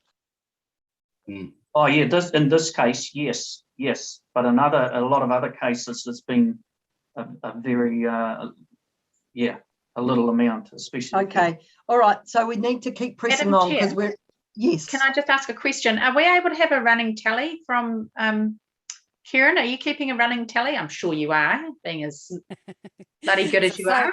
So far you have, and let's correct me if I'm wrong, Sally, but we've spent $17,466.86. Okay, that's helpful. Thank you. Awesome, thank you. Thank you. I was actually just thinking, I wondered where we were at as well. Okay, so we'll move on to our next application, which is also Te Awamutu from our local RSA. They are requesting $5,000 to purchase a container to house the crosses. So Lou, I assume that you will be correct. Abstaining from this one, or not taking part, rather, as a conflict of interest there for you. So Gary, nice big smile on your face. Let's go with you to start off the conversation. Thank you, Madam Chair. I was out recently at a property that we were listing and selling, and lo and behold, in the shed there was a whole bunch of crosses. So I know exactly where they're being stored at the moment. And I fully support the RSA. Now, in terms of the amount, given what we've got there, certainly like to support them, but not to the full amount. I think there's some other funds that can be perhaps secured for the purchase of that container, but I'm always supporting the RSA, and I can see the need based on having got this shed full of firewood and crosses that we're this guy was trying to secure for the next 12 months. So I do support them, not quite to the full amount. Okay, thank you. Kane? Yeah, I think they do a really good public service. I think they do a lot of volunteering, and I think we should support them reasonably strong. Cool. Susan? Yeah, for me, this is a tricky one because obviously they're really high profile and organisation with great merit in our community. Applying their application have to the criteria. Obviously, it's not COVID recovery or resilience related. They are local, so that gives them a good tick, and it is a CapEx option expenditure, so that gives them another tick. So that's sort of 2 out of 3 for me. I guess I had a couple of questions. I'd be minded to support them, but I kind of wanted to get a few questions answered. And one of them was, actually, I may as well throw them all out there. Where would the container be stored if they were successful? And would we be able to ask if Parks and Reserves had any storage capability. Sally, you're probably going, oh God, shut up, Susan. But I'm just trying to, there are other ways to skin a cat. It's sort of where I'm going with this, because it's a lot of money, and if I could save the RSA from spending that money and us spending it for them, then I think everybody wins. So if I can through the chair in response to about parks and reserves storage, we are already busting at the seams in terms of our own depot spaces for all of our equipment. So we don't actually have any storage available for this type, and also have multiple community groups that do request for assistance with storage. I'm also of the understanding through the property team that we don't have any buildings that aren't leased or that would be available for this as well. So unfortunately, no support from our council perspective on storage opportunities. Also with containers, we wouldn't necessarily support those being stored on public land either for these purposes. Okay, Richard. Lou, have I got a deal for you? I have spoken with one of the storage units, and they have a 6x3 metre unit with a roller door, just the normal storage units. They charge $60 a week, but for the RSA they would do $100 a month. Ooh. If that would be suitable. So I would like to suggest that we put this off for another application, if you're willing to consider that your organisation may have some discussion around those amounts. Nice work, Mr. Hurrell. Kane, have you got a comment to make about that? So I think Susan asked a really good question. Where is this going? Because that would be 5 years at $100 a month. If you can put it somewhere, after 5 years, you bought a container, you've paid for that off. So maybe deferring this and then getting it to come back. Yep, Lou, I will go to you because you've obviously got something to add to this. So, well, I just to answer the question for Susan, we were negotiating with the Anglican Church to put it round at the back behind the vehicle storage area there, and that was the idea, that was on Anglican Church land. We thought there's nothing better than having crosses at a church. Like that. Gary, did you have something else you wanted to add? Look, in light of what Richard has said, I'll be very interested in probably exploring that further. I had an amount of about $2,000 to add to offer in terms of the cost associated with the storage of those crosses. So whether perhaps something could be done, I think perhaps a little bit more work could be done on this one in light of what Richard has said. Richard? I had spoken also with somebody who supplies containers, and there are none available. So I don't know if you have any pipeline. If you want some storage immediately, you could use that temporarily anyway. The storage unit. Good work, Richard. Yeah, and I was, like everybody else, the RSA does an awesome job with the extent of our applications. I was just a little bit hesitant around giving the full amount. I like where Richard's thinking, and I also wondered if have the RSA actually done a more public call out to the community by way of a newspaper article, social media, to ask if anyone does have a shed where the crosses could be stored safely, and then it won't be a cost to anybody. I do understand you need to keep them clean and safe, but is that a possibility that should be investigated first? So that was my opinion. So in light of that, Susan? How much room do you need, Lou? We've got a wool shed, but are they like how much room do you need? It's quite, as Gary will tell you, it's quite significant. We have 400 of the larger crosses, and that grows all the time. And we have something like 1,000 smaller crosses, okay, the ones that go up to the cemetery. So, yeah, and we wanted an area where we can do the maintenance, because there's ongoing maintenance all the time. We do painting and all the rest. Yeah, are they currently stored like in boxes or anything, or are they just loose? They were being hung, as Gary would have known, hanging in the roof at Martin's place. But at the moment, they're in large fertiliser bags being stored in a number of locations. And we wanted a centralised location where we could go and lay them out, because the problem is going out into the country is you've got to get the transport to get them there and get access to the location and back again. Yeah. Well, if you ever at a real hard push, the wool shed's there and you can lay them out on the feed pad, just letting you know. Thanks for that, Susan. Okay, so where are we at with this one then, guys? Taking into account that Susan has some temporary accommodation for the crosses. Richard's done a really good deal with one of the local storage units. And there is still that opportunity to possibly explore this a little bit further. So, Gary, I'm going to swing back to you. I'd go with deferring this one, Madam Chair.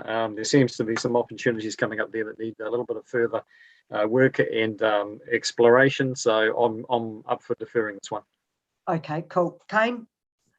Yeah, it sounds to me like they're trying to future-proof the whole project. So, and I think just to simplify it and make it easier, I would have supported it to 2,500, but I'd like to defer it till the next round. Okay, cool. Jill?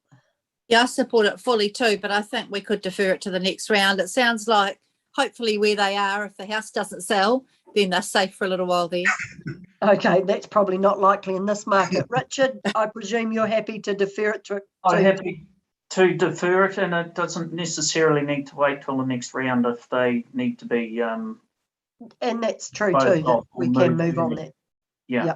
Good point. Susan, you happy with the deferral? Sweet. Okay, so we're going to just defer that one and let the RSA know that there's been some good work done in that space. Righto, the Telemutu Bible Chapel have applied for $2,000 to go towards their CAPS project. So it's basically, this is a budgeting program that they run. Now, I'm just going to start this one. These guys do an awesome job. However, our criteria says that they need to provide accountability, and I'm really sorry, but they haven't. So unless someone's got something other than that, that's where I'm starting from. So Richard, comments? No. There's this organisation with their next request has never acknowledged that they have received funding from us. Okay, Jill? No on this one. Okay, Gary? I'm of two minds of this one, I must say, Ange. I had a really good look through it. And in terms of the criteria, question mark over it. But in terms of the work that they do with people in terms of budgeting and getting people back on the right track, I would like to send a signal that we actually support what they do. But I've got a question mark over the eligibility, I must say, on this one. Thank you. Kane? Yeah, I'd like to defer it and ask them to come back, and then hopefully those things can be remedied. Yep, cool. Susan? Yeah, look, I read this application and so desperately wanted to support it. And mainly because my understanding is that there's a massive need in our community for these sorts of services, and it's kind of non-judgmental, just let's sit down and take stock of things. But I also understand this particular organisation is really resistant to collaborating with other suppliers in that social service space of assistance. So that kind of, I find that a really frustrating approach to take. I'm sure you know what I'm talking about, Ange. We're more powerful, we'll work together. Absolutely. But and add to that, obviously they've not ever acknowledged our assistance in the past. So look, it's a no from me, very much regrettably. because I do believe there is a need out there for that, but I'm just not convinced that our money would be well spent in this particular course. Cool, thank you. Lou? Firstly, thanks everybody with the RSA, and we've got an executive meeting tomorrow, so I'll be talking about everything we had. Secondly, with the Bible chattel, I just feel very, very strongly what Susan said. I agree with what she actually said there. I think the fact is that these people work on their own, and I think you've got to work collectively to achieve a lot more. And I do like to see a little bit more responsibility given to what we've actually assisted them with before, and communicate with us a little bit more. And Jill, I don't think I asked you, did I? Yes, you did. Oh, I did. Sorry, I'm losing my plot again. I just would like to add in their defence that I do know our budgeting ladies at Kainga Aroha do pass people on and have some, I don't know to what degree because I haven't specifically asked them how much, but I do know there is a bit of a relationship with Kainga Aroha. With other groups, I'm not so sure, but I do know they do work in a bit with us. Now, did I miss anyone, Richard? Sorry, I've just got my... No, I already said no. Yeah, no, that's what I thought. All right, so we're pretty much in agreement that we're going to ask them to sort out their accountability, and we'll defer that one until that's sorted. Then the next one is also from the Telemutu Bible Chapel. This is to support the Light Party for $5,000. Again, awesome event, probably one of the biggest. We didn't get to have it last year. Unfortunately, we haven't got that accountability again. So that's my comment from me at this point. Let's start with Lou. Yeah, the Light Party is actually quite an important thing, and I know all the churches get involved a little bit with this, don't they? They all get involved. Yeah. It's quite a large thing, and I think it has some merit. I couldn't see the 5,000 though. Okay, Susan. Yeah, look, this. What happened to the money that we gave them last time? I don't think we did last year, did we? Because I think COVID hit, so I don't think they put in an application, did they? Well, it says 2,000 there in that column. Oh no, that's 2019. Okay. Yeah, look, I've always had problems with this outfit. I think we've canvassed a lot of those reasons in previous rounds about failure to be acknowledged as the primary sponsor. It gets quite a lot of, the churches get quite a high billing on this one compared to the amount that they contribute. But I do know it's quite a highlight of the year for a lot of people, I suppose. But you know, times being what they are, it just doesn't feel quite right. So it's a no from me. Okay, Kane. Yeah, I would like to actually support this, but I think we should defer it till the next round and potentially the following year. Okay, Jill. Well, I'd like to support it. It happens in October, so it can't wait till next year, unless they've already got some funds put aside.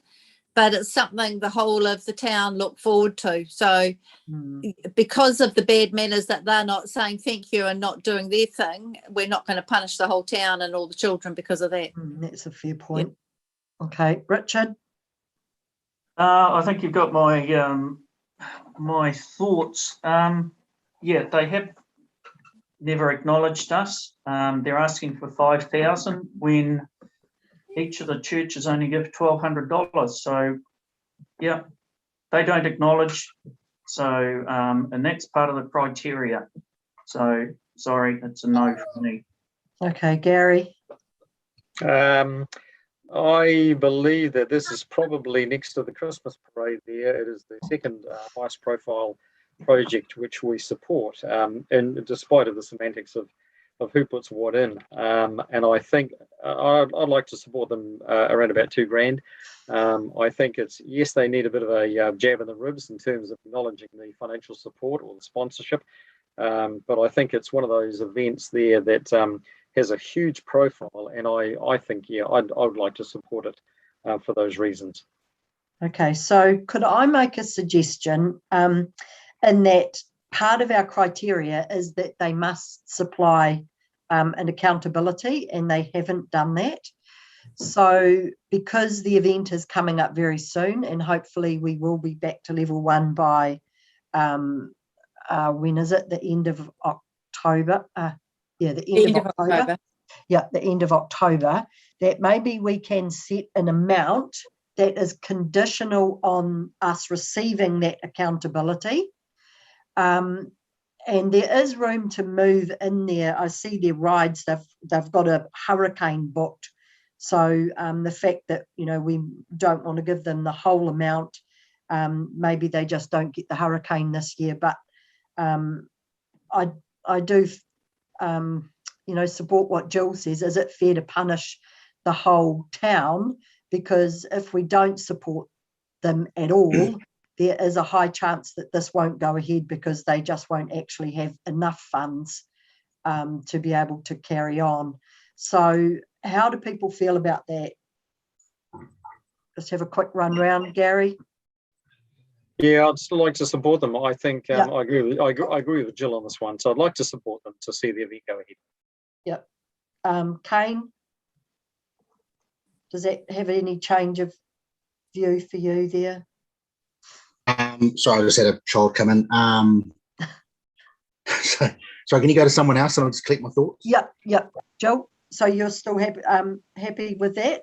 Yep. Richard, does that have any change for you, that we get that accountability? That it's subject to that? I understand where people are coming from, but this is not just 1 year that they have not acknowledged, and they have been told, and they repeat it. So if they can't do it, then sorry, I'm not in support of it. Okay, Lou, where are you sitting on this? I'm along this. Yeah, I'm along with what you were saying, Madam Chair. Thank you, Susan. Does that change your opinion at all? No, look, I mean, Man Amusements are the people that you hire all of the rides from, and they're not even local or anything like that. So I get that there's an enjoyment had from local children, but in terms of our local economy, there's no significant benefit from it. And as I say, we've repeatedly funded these guys as the biggest funder for years, and they still refer to it as the Combined Churches Light Party. It's not hard to chuck our name in the title, and they don't seem to, despite repeatedly telling them. So no, it's a no from me. Okay, Kane, where were you sitting on this? So we still have Richard and Susan a hard no. We've got Gary and Jill and Lou yes. Basically on the condition, though, that we do receive that accountability form so that it meets our criteria. Kane, so yeah, where are you? Yeah, so I think we could make it conditional, and I think we could actually put a bit more pressure on them in a positive way. And I don't think we're actually punishing the children. I think that organisation hasn't followed through. So I think we just need to be a little bit careful how we frame it. And I think we could do that, and then make it, really encourage them to do it next time as well. Cool. And give them a deadline for this one. Yep, sweet. Have you got them? Can I add? It's wildly unchristian to not show gratitude. That is true. Okay, let's have an amount. So can I ask, Ange, who would go to them and say we need recognition?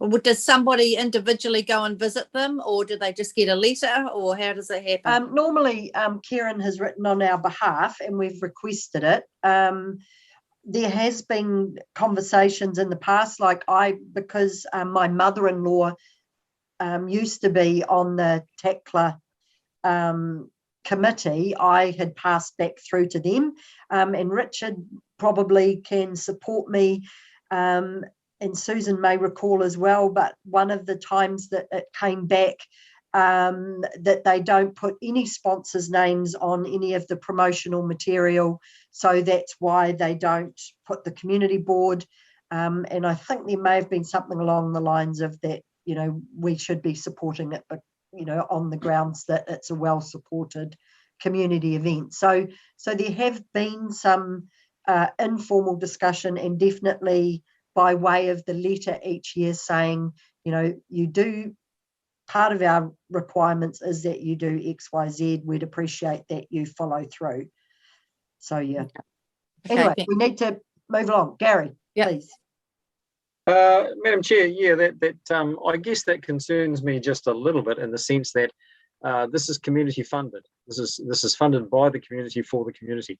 If the church is of a mind to say, well, no, that we're not going to do that because we don't acknowledge sponsors, then I come back to what Richard's position was, and then I go, well, no, if you don't acknowledge us and you make that a deliberate, conscious decision not to acknowledge where your funding is coming from, then I'd like to cut off the supply from us, because at the end of the day, this is a partnership between us and the churches. Surely it's a partnership, so it needs to be acknowledged, and that is part of the criteria.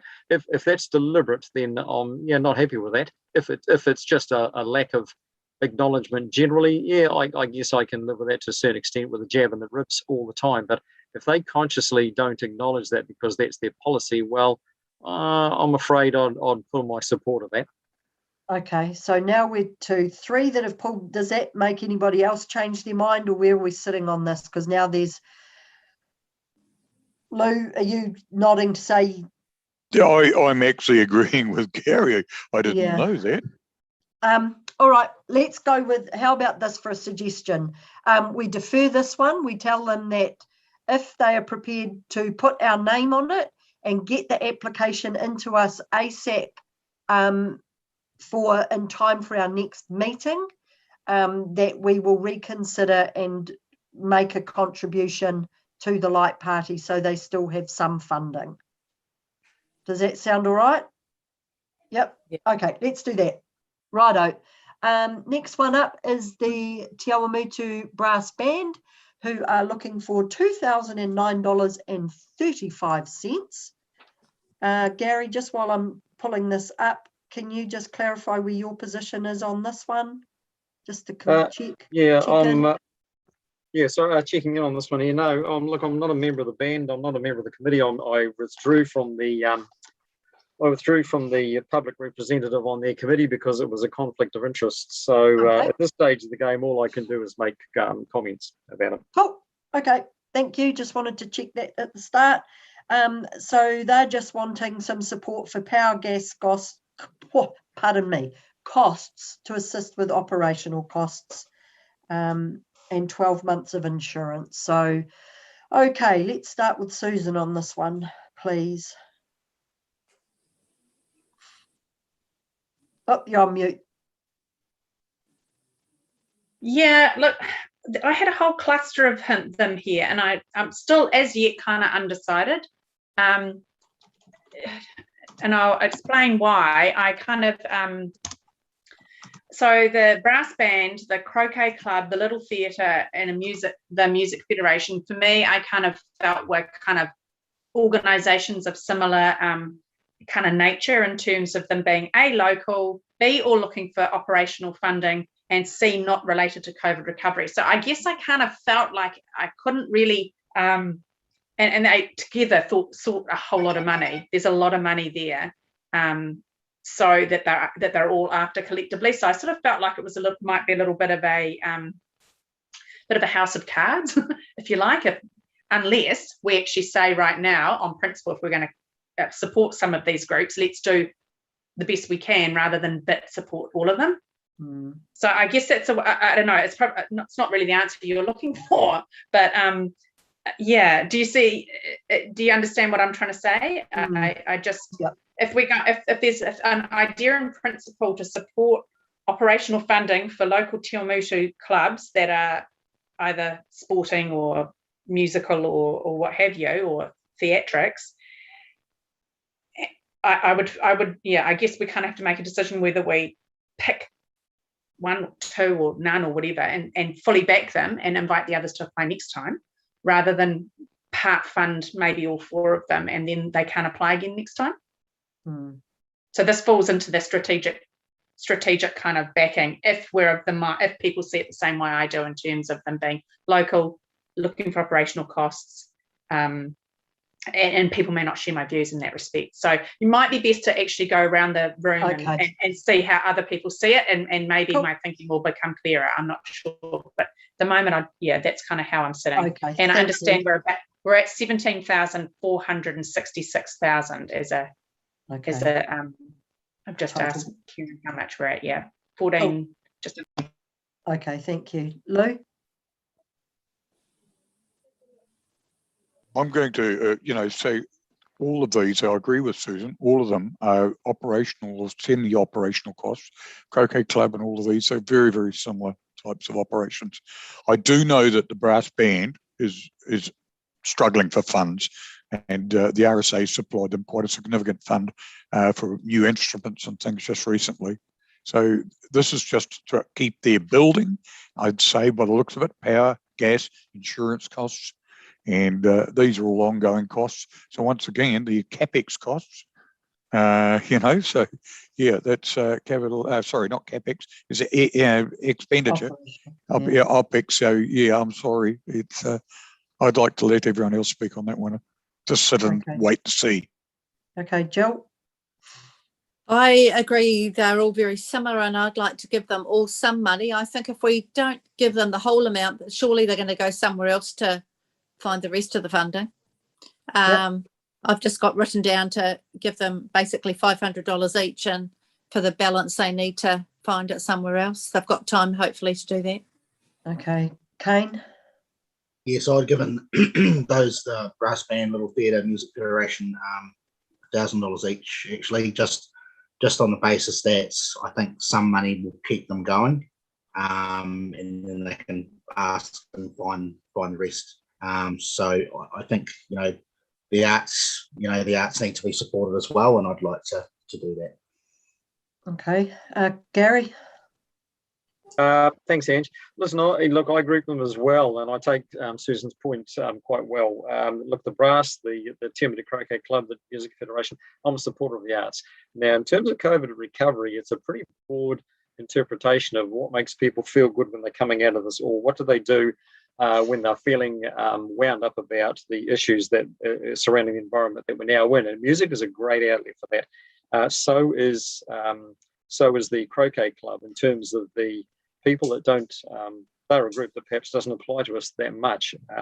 I'm of a mind to support the whole three of them to an extent, because it gives them it sends out a message that they do have support from the local community board. They are part of the community.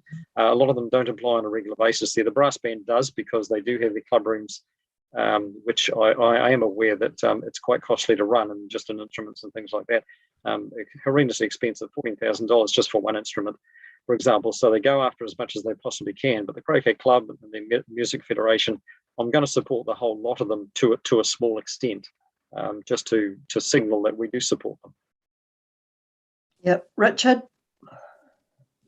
As I said before, some of us have got to miss out because of us trying to support other organisations. So I have made some inquiries with a couple of clubs in relation to sharing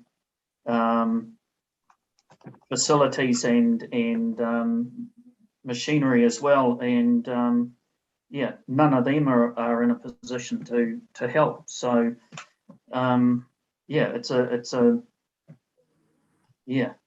unfortunately, some are going to miss out. Okay, so my opinion is I support a couple of comments around the COVID, in relation to COVID, is that, things like the Little Theatre, the Music Federation, the brass band, all provide outlets for people to help with their mental health, and the same for the Croquet Club, for those people that like to play croquet. I also noted that none of those organisations have very much money in the coffers to pay for these things, and I do appreciate that when we are not that we're not to prioritise operational expenses, but I also feel that if we don't support these little guys, and everyone's saying that the big funders are tightening up, that I think that we really need to look after them at this time and at least make some sort of contribution. And I'd hate to see any of them, so just using the Little Theatre, for example, that if they don't get any funding, that they don't put on a show this year. And that is the reality of it. And these things do help people get back to normality and have just, things to go and see and do without having to go to Hamilton or go to Cambridge for their activities. And then just a comment on the riding for the disabled. I mean, they make ends meet on a shoestring, have loads of volunteers. They've had a bit of bad luck over the past few years with people flogging gear. They do a fantastic job. And so, I'm pretty keen to support them. So I don't know if that makes any difference to Susan and Lou at all. On that note, are you guys definite no's to all of those groups? I'm going to have to go back through each of them anyway to work out what's... You just go through back each of them. Yeah. So have we got, Gary, an amount for the brass band? I've got 500, Ange. Okay. Richard is... No. No. Jill? 500. Susan, you were in no still? Yeah, I think so on this occasion. Sorry? Yeah, I think so on this occasion. Yeah, cool. Lou, you're still a definite no? Yeah, at this point in time. Okay, Kane? 1,000. Okay, and I'd put down for 1,000 as well for the band.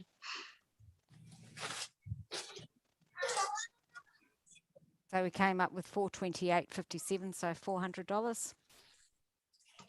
Okay, the Telemutu Croquet Club had asked for $4,000 to go towards their lawn mowing and those expenses. So we got an amount there. We'll start with Jill.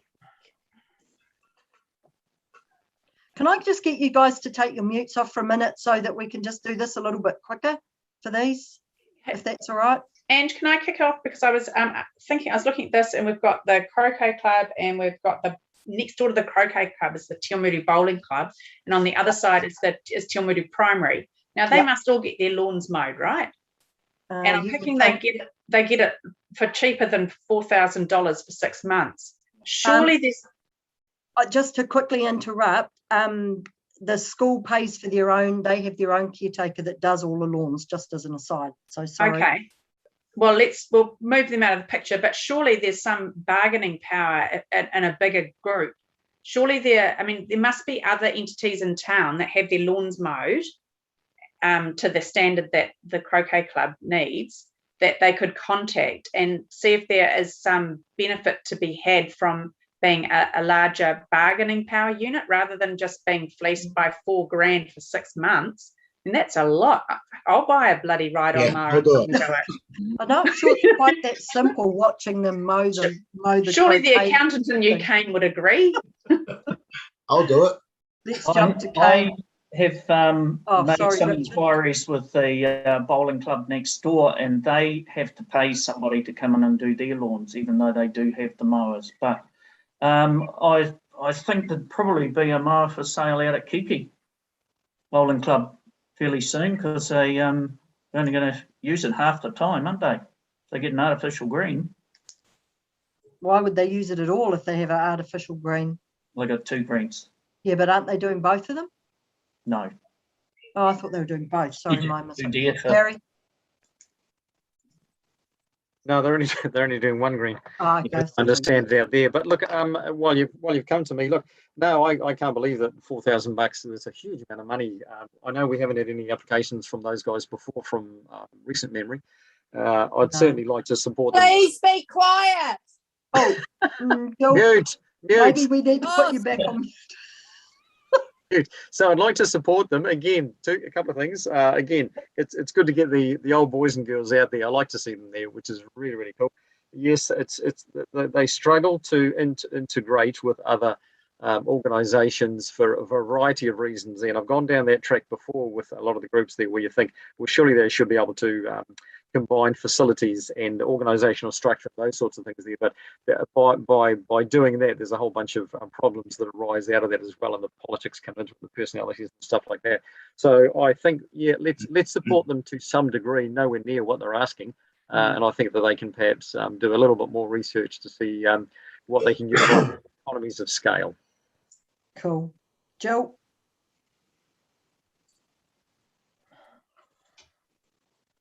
Sorry, my message says mute is on now. So, but can you hear me? Yeah. Oh, okay. Well, that says on here, it says mute. Yeah. All so right. Just need you to keep moving. Sorry. Sorry. So this is the croquet club? Yep. Yeah. I know that they don't just have a mower, they've got to roll it, and then they've got to mow it again and roll it again. So yeah, it does take a lot of time, but I think we could give them just a small amount. Okay. Lou? Yeah, I'm in agreement. Give them a small amount. I do know that they are quite different to the bowling club, and I do know that the school gets its mow, but it's a very different type of mowing. It's got to have a roller, and it's done with a real mower, I think. So, yeah, a small amount of money. I would say something like $500 off the top of my head. Okay. Kane? So I see we've given them $785 last year. I'd probably look at matching that. Did we? I didn't think. Okay. Susan? Look, I'm all for assisting because, I mean, let's be honest, croquet club's probably an older group of people from our community. I'm 100% trying to enable them to continue being active and sporting and what have you. I'm absolutely 100% behind that. I find that's a really expensive amount, and I do wonder if maybe there's some benefit in having perhaps Gina Scott from council, who's doing a bit of work around, particularly in the sporting community space. She has obvious strengths in that area. Maybe if she was able to, help them in some way, form, because it's a ridiculous amount of money. It's a ridiculous amount of money. And obviously, it's not negotiable in terms of you can't play croquet without it. But it's got to be flat.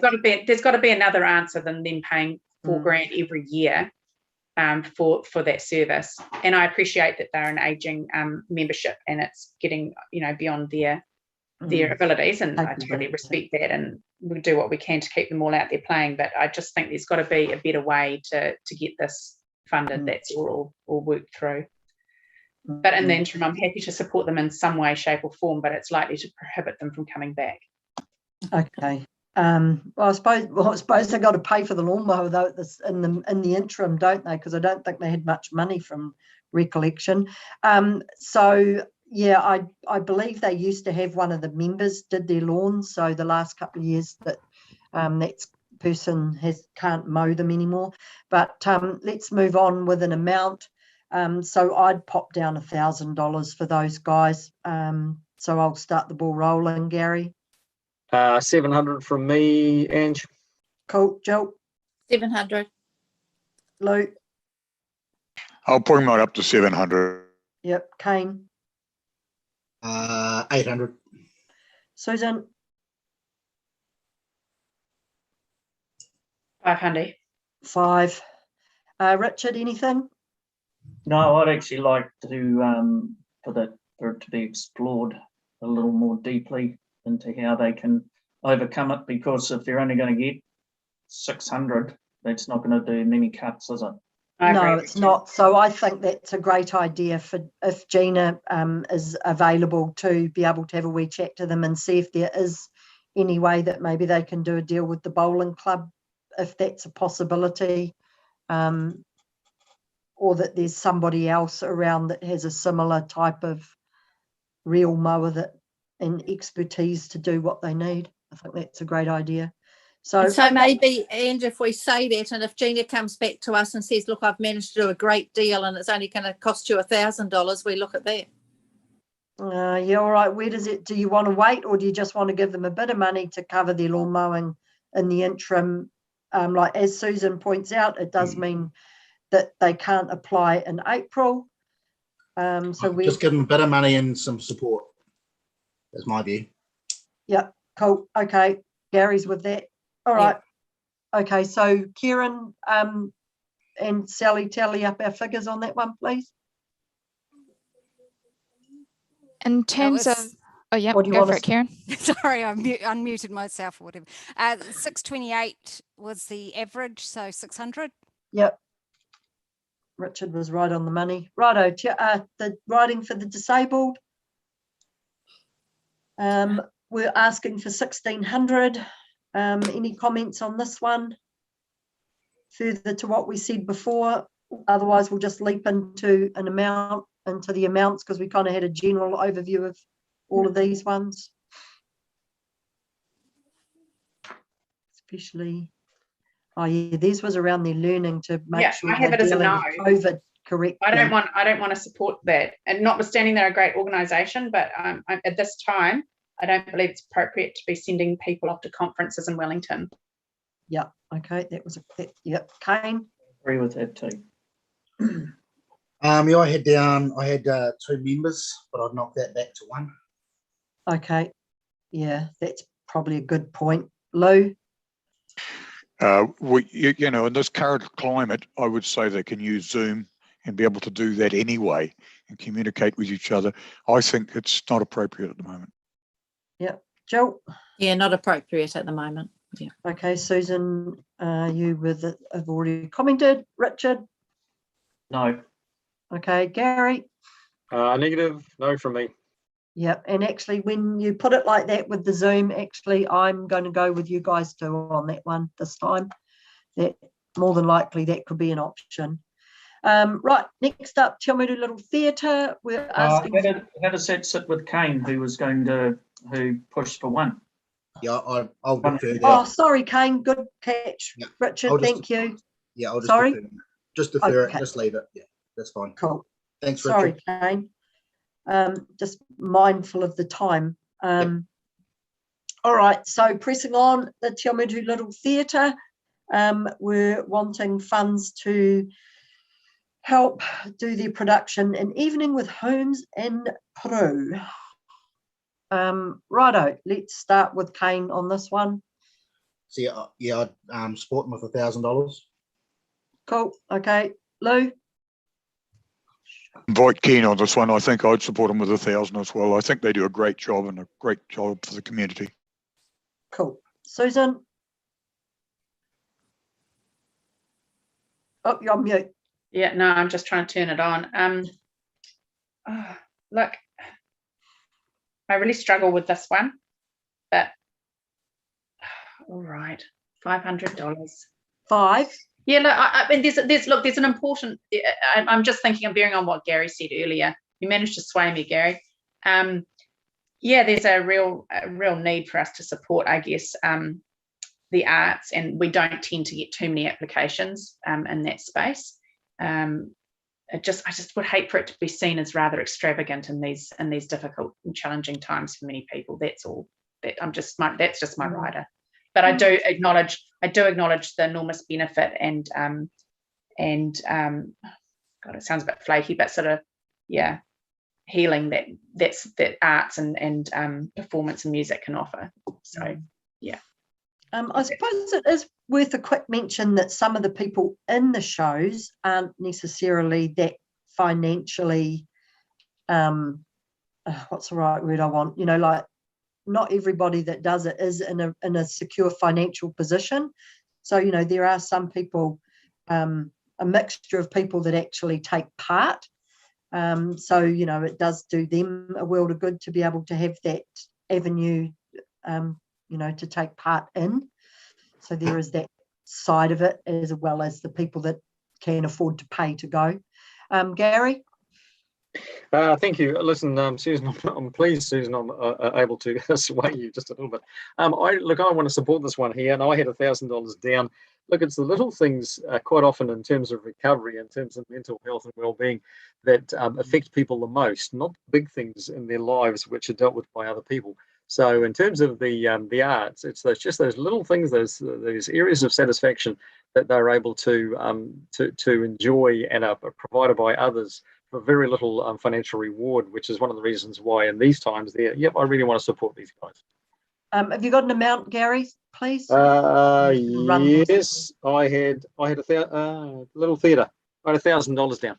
Okay, and I had 1,000 too, Kieran. Jill? Yeah, 1,000. Yeah. 1,000 from Jill. Richard? 250. Okay, righto, that's everyone, eh? Yep. So that's given us an average of $821.43, so $800. Okay. The Telemutu Music Federation, without looking at it, they asked for $1,500, and from my memory, if it serves me correctly, it was to put on their musical shows, wasn't it? Concerts to contribute to the social and cultural well-being. Yep. So to put on their shows. Gary? Okay, again, exactly the same reasons as before, and I'll put down $900 to these guys. Cool. Richard? Not this one. Okay. Jill? $500, and I support them. Yeah. Okay. Susan? Yeah, it's a no from me. Okay. Lou?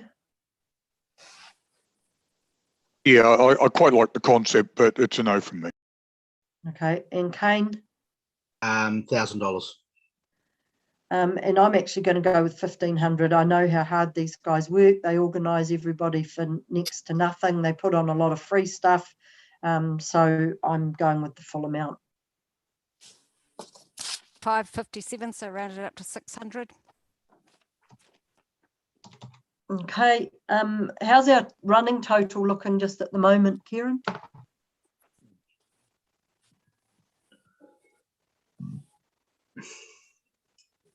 Sorry, So Kieran, $19,866.86. okay. Telemutu Play Centre, they're wanting a new, what do you call that thing, equipment shed. They're asking for $5,652.17. Now, I did note in this application that there was some of the financials missing.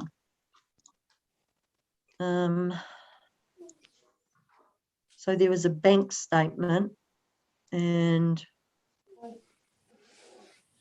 profit and loss, and that was it. So there wasn't an actual, they didn't actually have any assets or a balance sheet there. So that was just an observation. Righto, so a new equipment shed for the Telemutu Play Centre. How are we looking on this? Jill, let's start with you.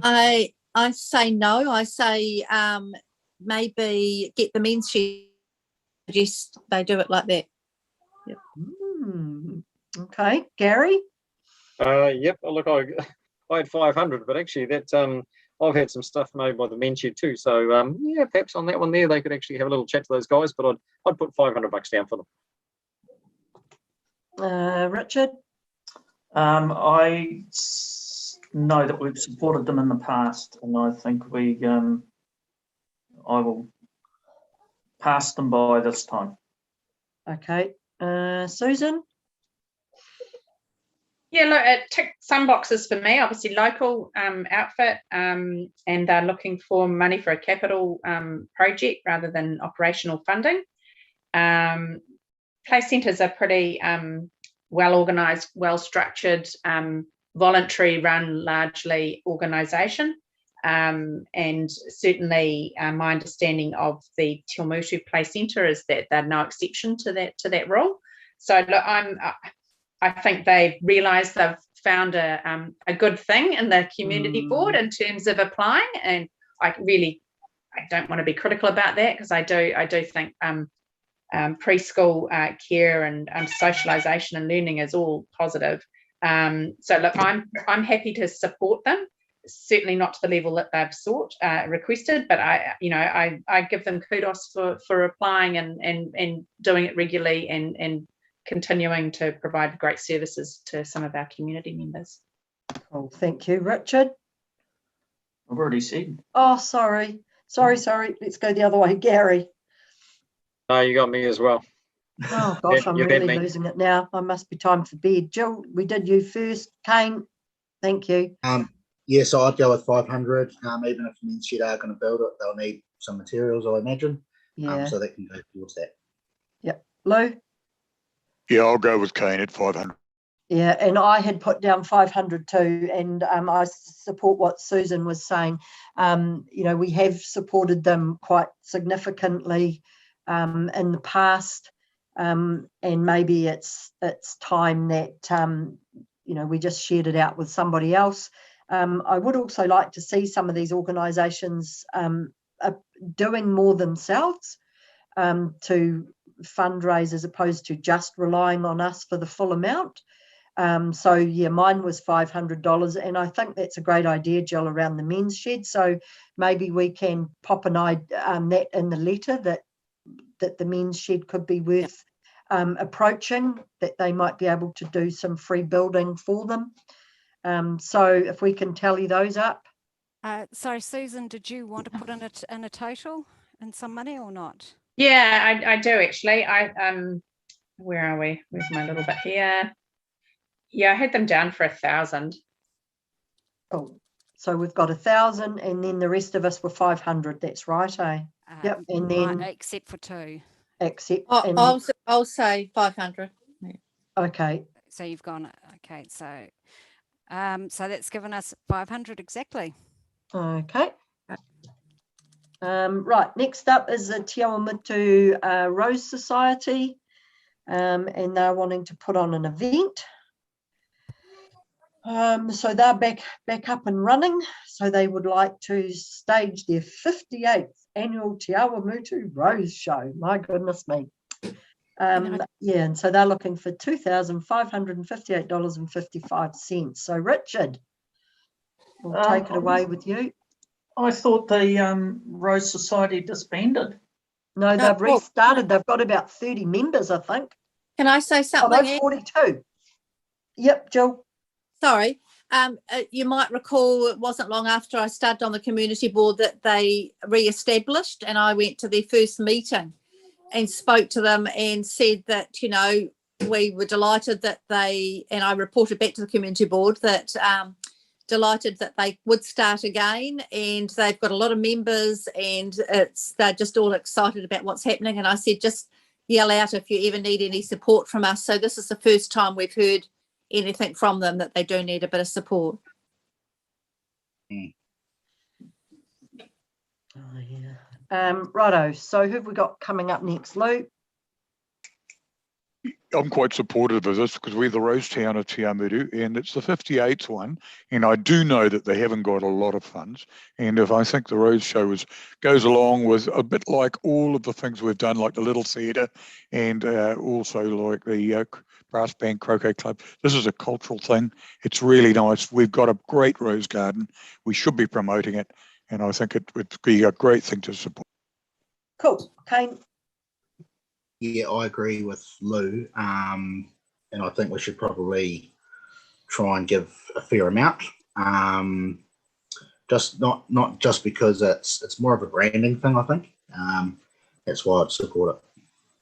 Okay. Susan? Yeah, look, I'm struggling with the money that they have. They've got 3,000 already in there, haven't they? Or am I completely foolish in reading this wrong? Receipts, payments. Because I know that there was money sitting in an account from the old Rose Society, and I know it sat there untouched for a long time. So I suspect that that's the money that's now been transferred from that account to this Rose Society. And I'm just a bit confused by their application in terms of their financial position, because they do suggest, it sounds as though they're supposed to repay that, but why would you be repaying it to the pre-existing entity? It just doesn't make any sense to me, and I was hoping somebody would have been able to make that clear for me, and I'm kind of none the wiser. So as anyone can comment on what Susan is asking about? I see they have made a note to say they need to pay capitation, Rose Society of New Zealand. Yeah, so that's what I'm saying. Is that what they're visualizing as a, I don't know, but then they got $3,000. It just doesn't. The application just didn't make any financial sense to me, put it that way. And then just to be a little bit pedantic, there's a claim for money that's already been spent, the paper plus invoice to repay somebody. But I mean, it's only 50 something bucks, but 59.18. But I guess I was just more the question marks over the financial position of this organisation. Is that what's the status of that $3,000, and what's the status of the $1,050 they refer to as to pay the Capitation Rose Society of New Zealand? So I'm not anybody?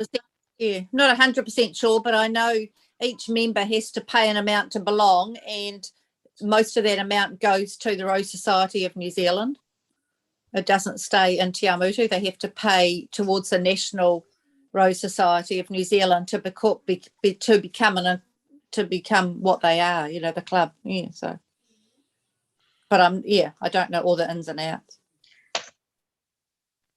Perhaps this is one we could look at, Madam Chair, that we could defer and have them rectify that financial situation, because I think that having the 58th Roads show in Telemutu is a very important thing. Perhaps we get Gina or even Corin to just go down and talk to them and analyse just what is going on.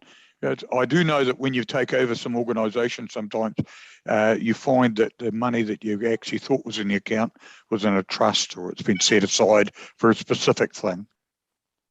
When is the road? Gary, have you got a comment here, please? Yeah, Madam Chair. Look, I'd like to have these guys come down and present to us. I'd like to hear from them. And I think that given that we are the Rose Town of New Zealand at the moment, it's a branding thing, just while it remains like that. But I'd like to hear from these guys about what their plans are. This is one that I think, we should support, but I'd like to know a lot more about it. But I'd like to know who these people are, get them to come down and present to us as to who they are, so that we can get a really, really good handle on it. Okay, so are we all in agreement then that we'll defer this, get them to come along to our next meeting and just answer some of those questions, so that then we can, we'll just hold off on this application to get those questions answered from them in person at our meeting. Yeah. We happy with that? Yeah. Because there's still time then to for them to do their event. Righto, next. Excuse me, Madam Chair. Yes. Per the standing orders, this meeting is required. We're at 9 o'clock already. At 9 o'clock for a break. Now, there's two options here. Is we actually do have a 10-minute break where everybody puts their mute buttons on and walks away for 10 minutes, or we can extend the meeting and through a motion. So I do have a recommendation prepared if we do want to extend the meeting, keep continuing on for, say, another half hour. Okay, so we do have just 7 applications left to go. Most importantly, though, I just want to check in with the staff. How are you guys holding up if we were to proceed? Yeah. Sally's okay. Kieran? Yeah, we're all good. Joe? Good. I was going to say she's run away. I'm still here. Go you. Okay. Right. So would you prefer to carry on, or do you want to take a 10-minute break? Carry on. Thumbs up for carries on. Yep. Okay. So let's just press on and nail I've got this. a motion that we need to get passed, a recommendation that needs to get passed, that the Telemutu Community Board acknowledges that standing orders requires a break at 3 hours, but will extend the meeting to 9:30 p.m. before having a break. Yep, perfect. I'll move that. Richard, second. All in favour, put your thumb up. Aye. Against, thumb down. Carried. Okie dokie. TA stroke and elderly support. Princely sum of $500. Now this is their lunch, their bus, entertainment charge between $50 and $700. Often we hire a bus and have lunch. So I'll speak strongly in support of this. They do a great job, and a lot of the elderly people, and particularly those that have disabilities, can get out, enjoy themselves, and have a quick day out. So I'm 100% behind it, 100% funding. Cool. Gary, I'm going to jump to you because I know you always like to talk regarding the oldies. To the elderly. You got to look after these guys and girls. again, with Lou, I'm totally 100% behind these guys there for the full amount. Cool. Jill?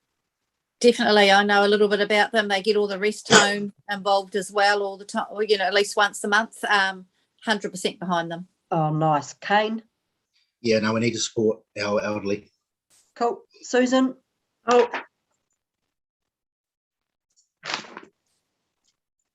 shut up. Sorry, I thought I'm trying to do 1,000 things at once. My battery is about to go flat. My son's messaging from Otago and I'm all over the place. Sounds like me before doing the chicken dinner. Where are we? Stroke and elderly. I've got ticks all around there. So yes, that's a yes Cool. from me. That's a full for you. Richard? Yep, full amount. Full amount. I'm the full amount, so that's easy peasy. $500 done. No objections there. Perfect. To make sure that I didn't make a mistake with that one. Next up, True Colours Children's Health. Hang on, I just want to pop this in front of me. Let's see. So they were wanting funding support to deliver the service to families we support throughout the Waipa district, fuel and phone costs. Often the families experience additional financial pressure due to caring for a child. So they were requesting $1,500. My comment on this one, I don't think it was one of these ones that wasn't clear of actually how many people do you support in our area, even in Waipa. So that's just my comment on that. And yeah, so Richard? No. No. Susan? No. Kane?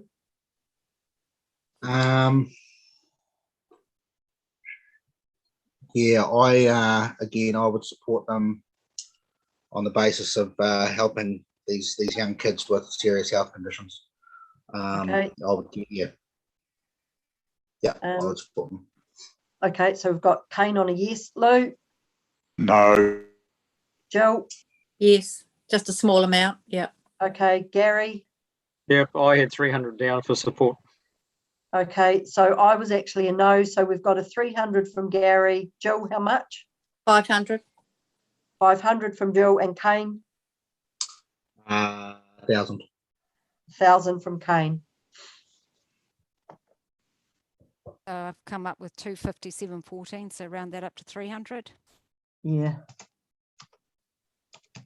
Okay. Next up is Violence Free Waipa for signs. Last, I went back too far, sorry. To go at both of the rugby grounds with a violence-free message. And they were wanting 3,100. So Gary, we'll start with you. Look, the sentiment behind it, I think, is really, really good. And I know that the violence in terms of sports fixtures and things like that has come to the prominent attention of the media recently. So I think there's obviously an issue there.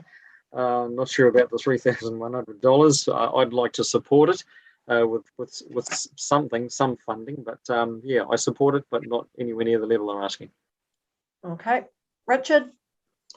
I support it in principle, but I don't particularly like the messaging around rugby being the rugby players being the problem. It looks like you're pointing out that rugby players are the ones that cause the problems and are violent.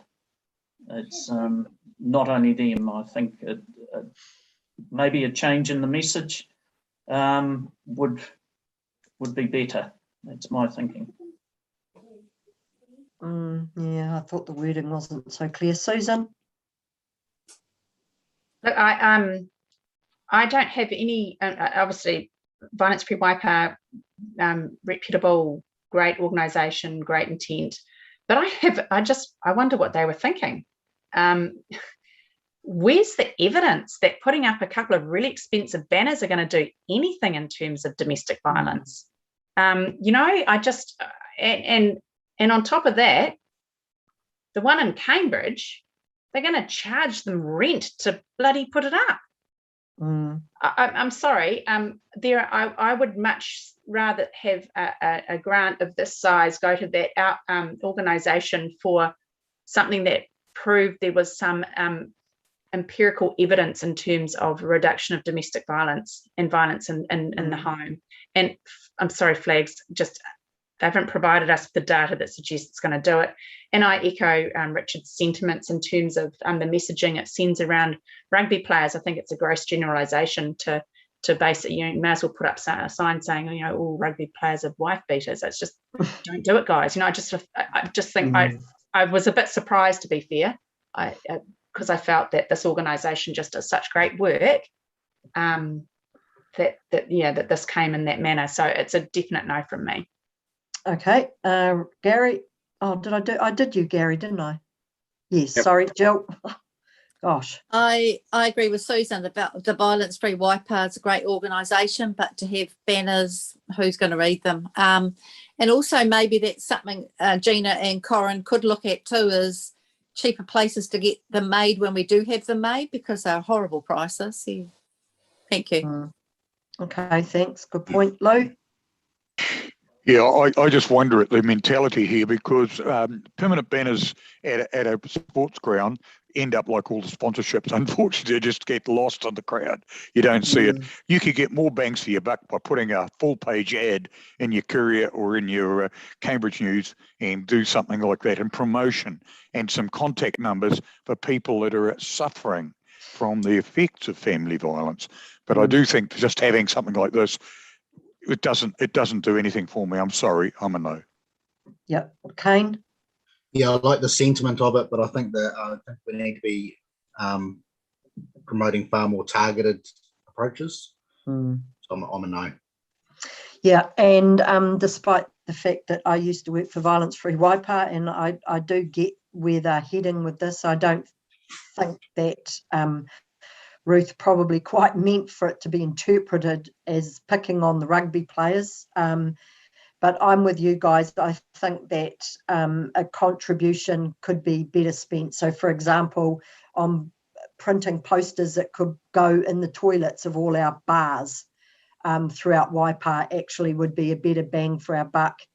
And especially right now, I'm not keen on this one. And also there was a lack of financial information here for Violence Free Waipa, or there wasn't anything.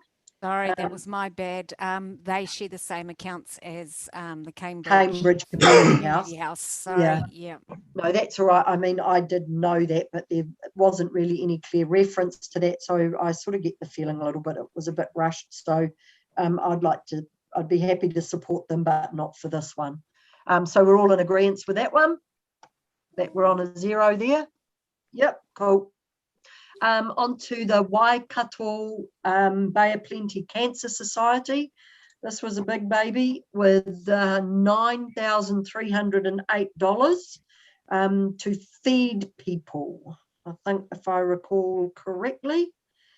To support residents while staying at the Cancer Society Lions Lodge whilst undergoing cancer treatment at the Waikato Hospital. And they're saying that there's 100 plus supporting the Waipa district. I think that's volunteers, is it? So, Richard? This was a hard one. Cancer Society do a great job, but I just didn't think it fitted with what our funding is for. Cool. I'm with you on that too. I think that they have access to tap into the nation, to tap into people very easily for individual donations and contributions. They weren't clear on how many people were supporting, and to be asking a little group like us for that kind of money, I think is anyway. So Gary, your turn. Yeah, look, I agree with the previous speakers. It's a really difficult one to quantify at the end of the day. So I think there are other forms of income and other sources of revenue available to these people here, and it's non-quantifiable. So yeah, I've got a question mark over that one. Cool. Jill?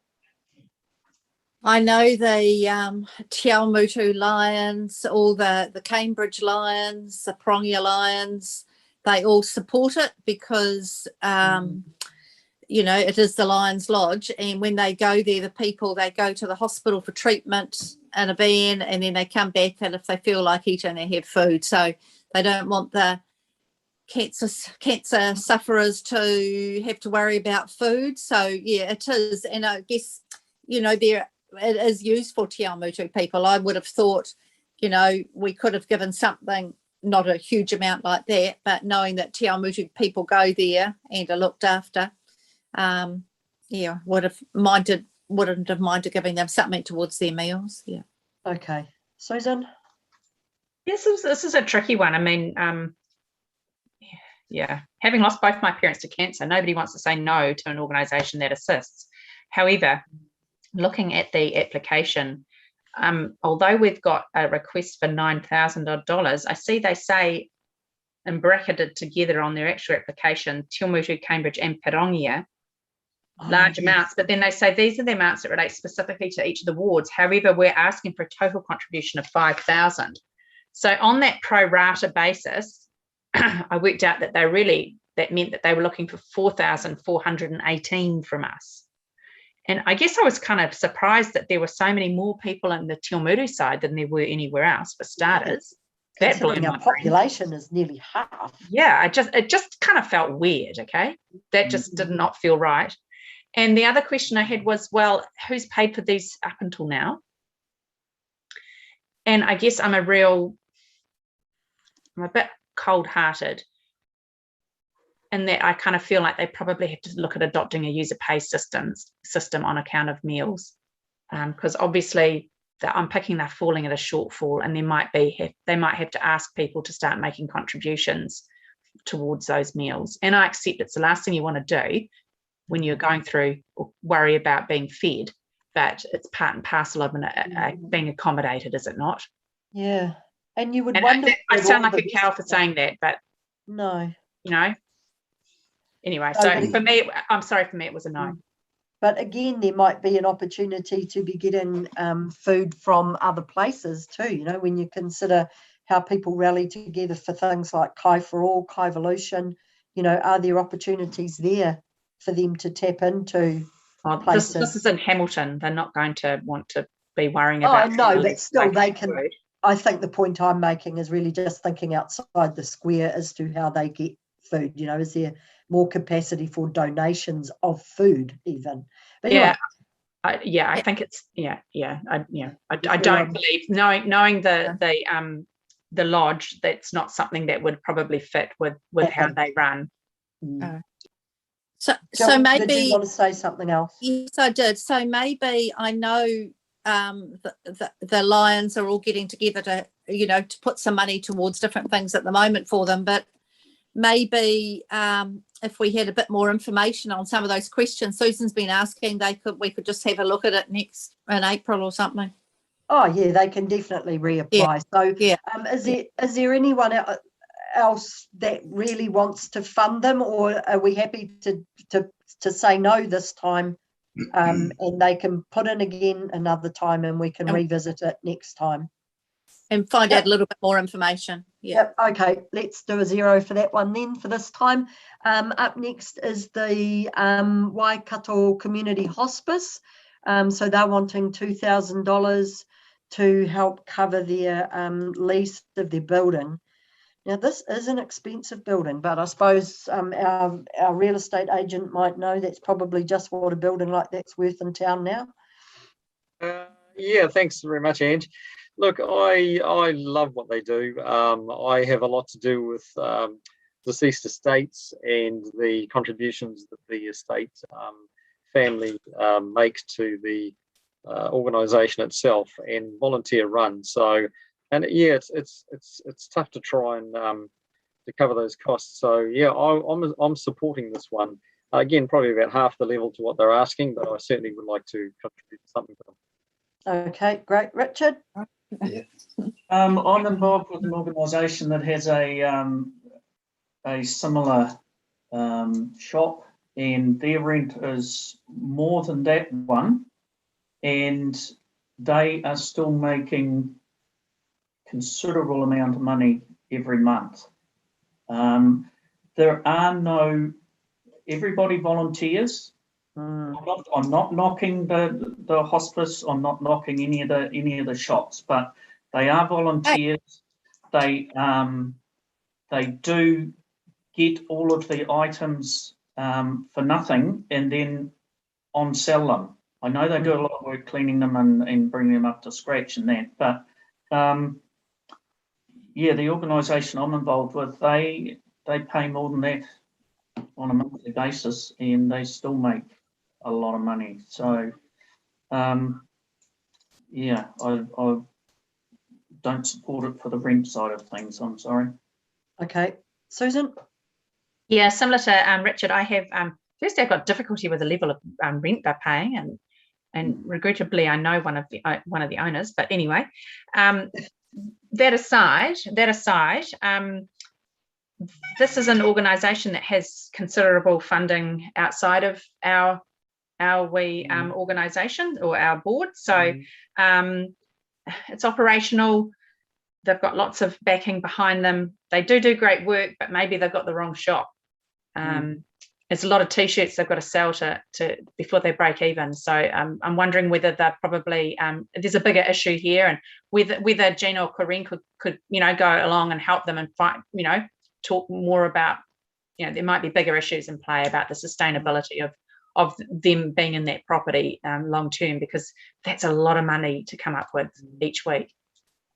So, and I feel bad saying that my view is to not help them, but I think you got to be selective about where you put your funds, and maybe they need to be helped to find somewhere where it's a better spot for them and more sustainable for their wee business.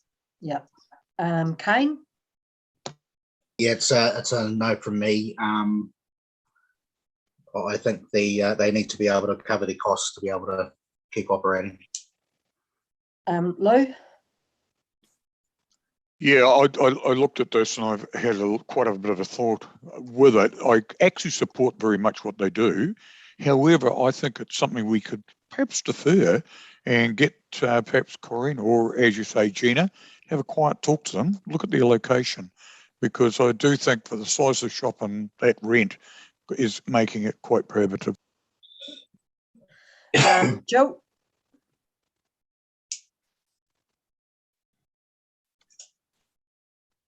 Joe? Sorry, I agree with Lou. Oh, where'd you go, dear? Yeah, I agree with Lou. Yeah. Okay, righto. So, and for me, it was actually a no too, because they do have access to big money. I've been in there and they pump people through. Man, it's, like at times it is flat out. So I support you get Gina or Corinne to pop down, and if they are in fact struggling, I couldn't see anywhere where there was an actual breakdown on that shop at all. It's just all chucked in with the whole lot, wasn't it? I'm pretty sure from memory. So yeah, again, like everyone else, I appreciate what they do. They do a fantastic job. We did support them last year, but this time I'd just like to hold off. So maybe we just say no, and we support them, encourage them to put in again next time, and have a bit of time to find out a bit more about their overheads and if, where they're sitting in that bigger scheme of things. Gary, how do you feel about that? Yeah, more than happy to defer that, Ange. Okay, righto. Is everybody happy with that? Yeah. Yep, cool. Okay, last two. So next up is the Waikato Rodeo, three, Waikato Rodeo Association, and they're looking for $792. And sorry, I have no recollection of doing up the sand for their arena. So Gary? Absolutely not. Nothing from me to that association. Don't agree with Rodeos, absolutely. So that's a no from me. Okay, Richard? It's not a great deal, but yeah, no, it's a no from me, Dane. Okay, Lou? I feel that they're they have a place in society, but unfortunately in this case, so it's a no from me. Susan? Yeah, look, this is a tricky one for a lot of reasons around people's political views around rodeos, obviously. But I tried to look at it through the lens of the criteria. It's not COVID related, resilience.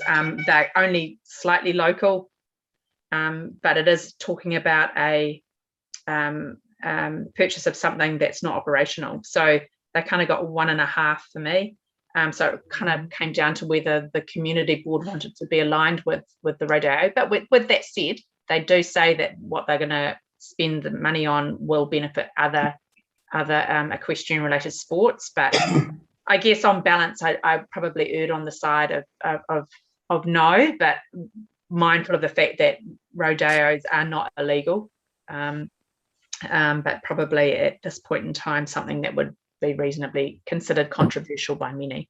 That is true. Kane? Yeah, so I would actually support the full amount. If you read it, it says there's an increased risk to horses and riders as there is a tendency to slip on the clay below the thin cover of sand. So when it rains, the water is not draining at the eastern end of the particular end, again creating a slippery surface. So I think if you take the view that they're going to be having rodeos, then this is an issue that could solve that. And I also think it's something else that's a small amount to help out the Kihiki area. Yep. Jill? I agree with Kane. Okay, and then so that just leaves me. So yeah, I was thinking along the same lines as Kane. I do understand people from a political perspective have quite strong views on the rodeo. I also know that the rodeo haven't helped themselves in trying to be more accommodating in that space. However, I would hate to see the fact that they go ahead and not get this sorted and have a horse potentially break its leg because it slips on the sand. So it wasn't a large amount. I don't think they've asked us for money before, and so I was happy to support them. So in that light, we've got 3 that said yes and 4 that are 0. Is that right? I haven't mucked that one up. What did we come out with? $339, $300. So I was going to give them the full amount. Yeah, that's three what lots it of works out with the 0. Oh, okay, right, okay. Yeah. Righto, onwards and upwards. Youth line, I think they nearly used up all of our paper. Luckily these aren't paper copies, because I couldn't believe how many pages their one was. So youth line are asking for $1,500 to go with towards their basically their running costs of their youth line. Now this is a massive service. However, they're a huge organisation. So I'll hand over to Richard. Yeah, while it doesn't say what effect they have had or the number of users in our area, I suspect that they have had a lot of phone calls from our area, and I would support them to a degree. Okay, Lou? They do a great job in the community, and as I say, although they're a large organisation, it's something that is a service for all of the local people in Pishi youth, and I would support them to a degree. Okay, Susan? Yeah, again, like most of you had reservations on account of it being a large sort of national organisation, but that comes with both pluses and minuses, doesn't it? I guess I looked at their application and they made it pretty clear that they've had a 50% increase of texts over lockdown. And I guess, bearing that in mind with our criteria, which is COVID recovery and resilience, tick that box. Local, probably not, but then I've made some inquiries with people who work and quite involved in this space, and there's nothing to suggest that their data that they have provided us doesn't actually bear out to be true in our side of the district. There's nothing about Telemutu and Kihikihi that suggests we'll be any sunnier than this. So I guess I'm comfortable with assisting these people, because I think there's nobody out there doing what they do And yeah, I'm very happy with supporting them. Cool. Gary? Yep, support these guys. COVID recovery, mental health, youth, covers all those, which is really, really good. So I was of a view to at least come up with $500 for them. Okay, Kane, thank you. Yeah, I'm thinking $500 as well. I saw a study the other day that there's been twice the number of attempted suicides or something in teenagers. So I think this is absolutely critical, and yeah, fully support it. Cool. Jill? Yeah, I'll do $500 too, definitely. Yeah. Okay, so can I just have a quick show of hands for the fives? 1, 2, 3, 4. I'll go with 5. Righto, and Susan and Richard? I'm the full amount, 1,500. So Susan's a full amount. Richard? And I'm 1,000. Okay. Sorry, So can we just move 15, around? 1,000.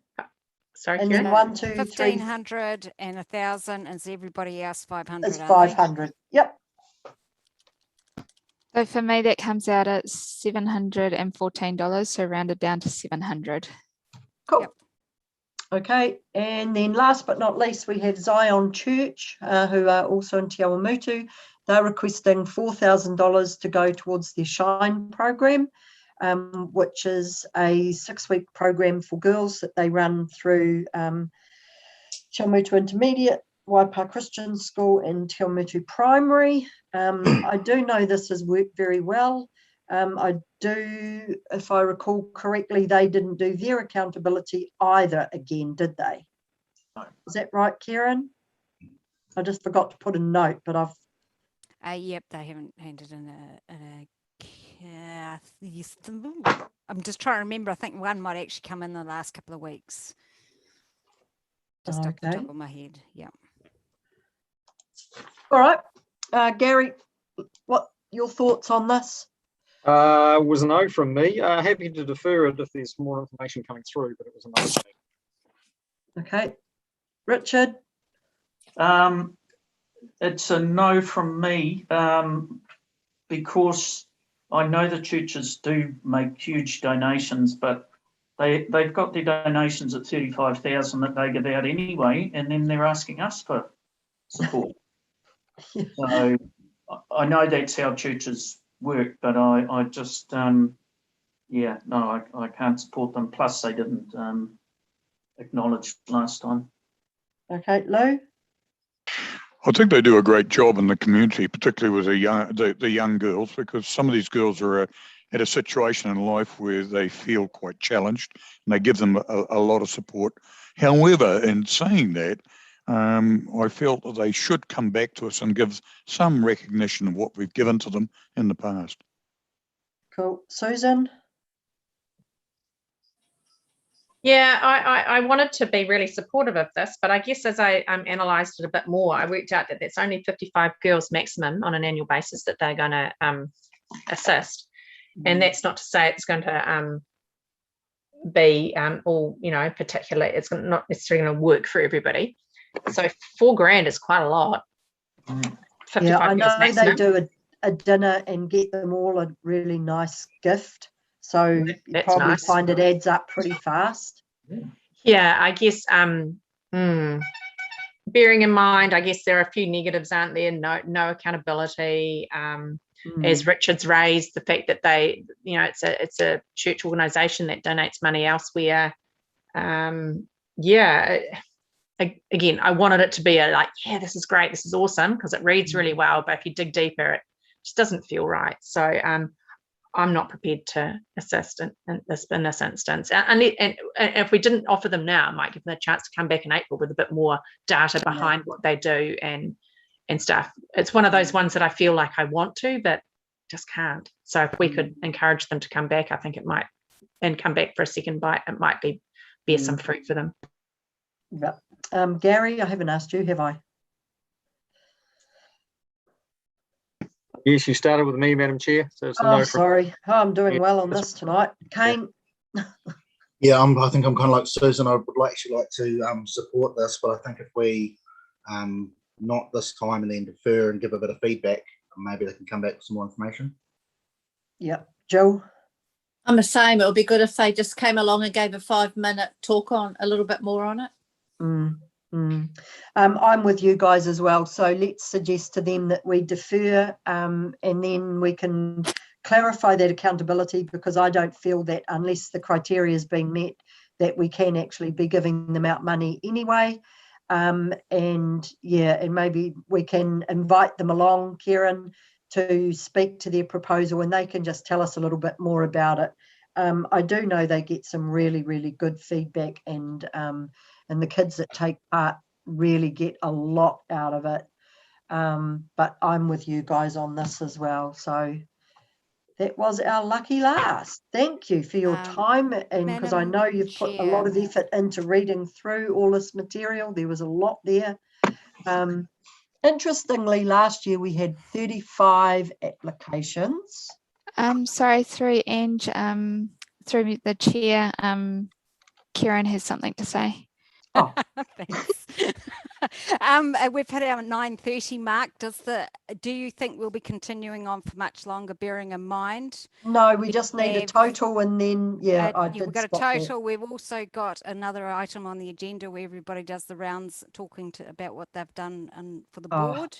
We'll I think leave we defer that till next month. Yeah, we can leave that till next time. It's not the be all and end all. So we just need, do you want an overall total that you've spent Yes, so far, or on an individual basis as well? So far you've spent $22,166, $22,166.86. Okay. How did we get to having some sense if we were rounding it? Because there was one that the Awamutu referee ones. They upset our lovely number. Yep. So is everybody happy? Are we happy with that, or because otherwise we've got to make another resolution? No. Do you want me to go through each one individually, just so that you're quite certain? No, it's all right. Oh, is everybody happy with that? I'm happy just to say, okay, so we're happy with $22,166.86. Cool. So then we're all, is anything else, Kieran? So we need to pass the motion, the recommendation that my report be received, and that you are happy to spend the money as per what we've just gone through now. Okay, so can we have someone please to move that we accept Kieran's? Thank you, Kane. Seconded by Gary. All in favour, put your thumb up. Yep, done. Those against? No, there were no thumbs down, so carried. Whew. That was a biggie. Madam Chair, just on that basis, I am assuming we can close the meeting. I can get off the live stream, so if you have any offline discussions. Thank you very much. So you can close it.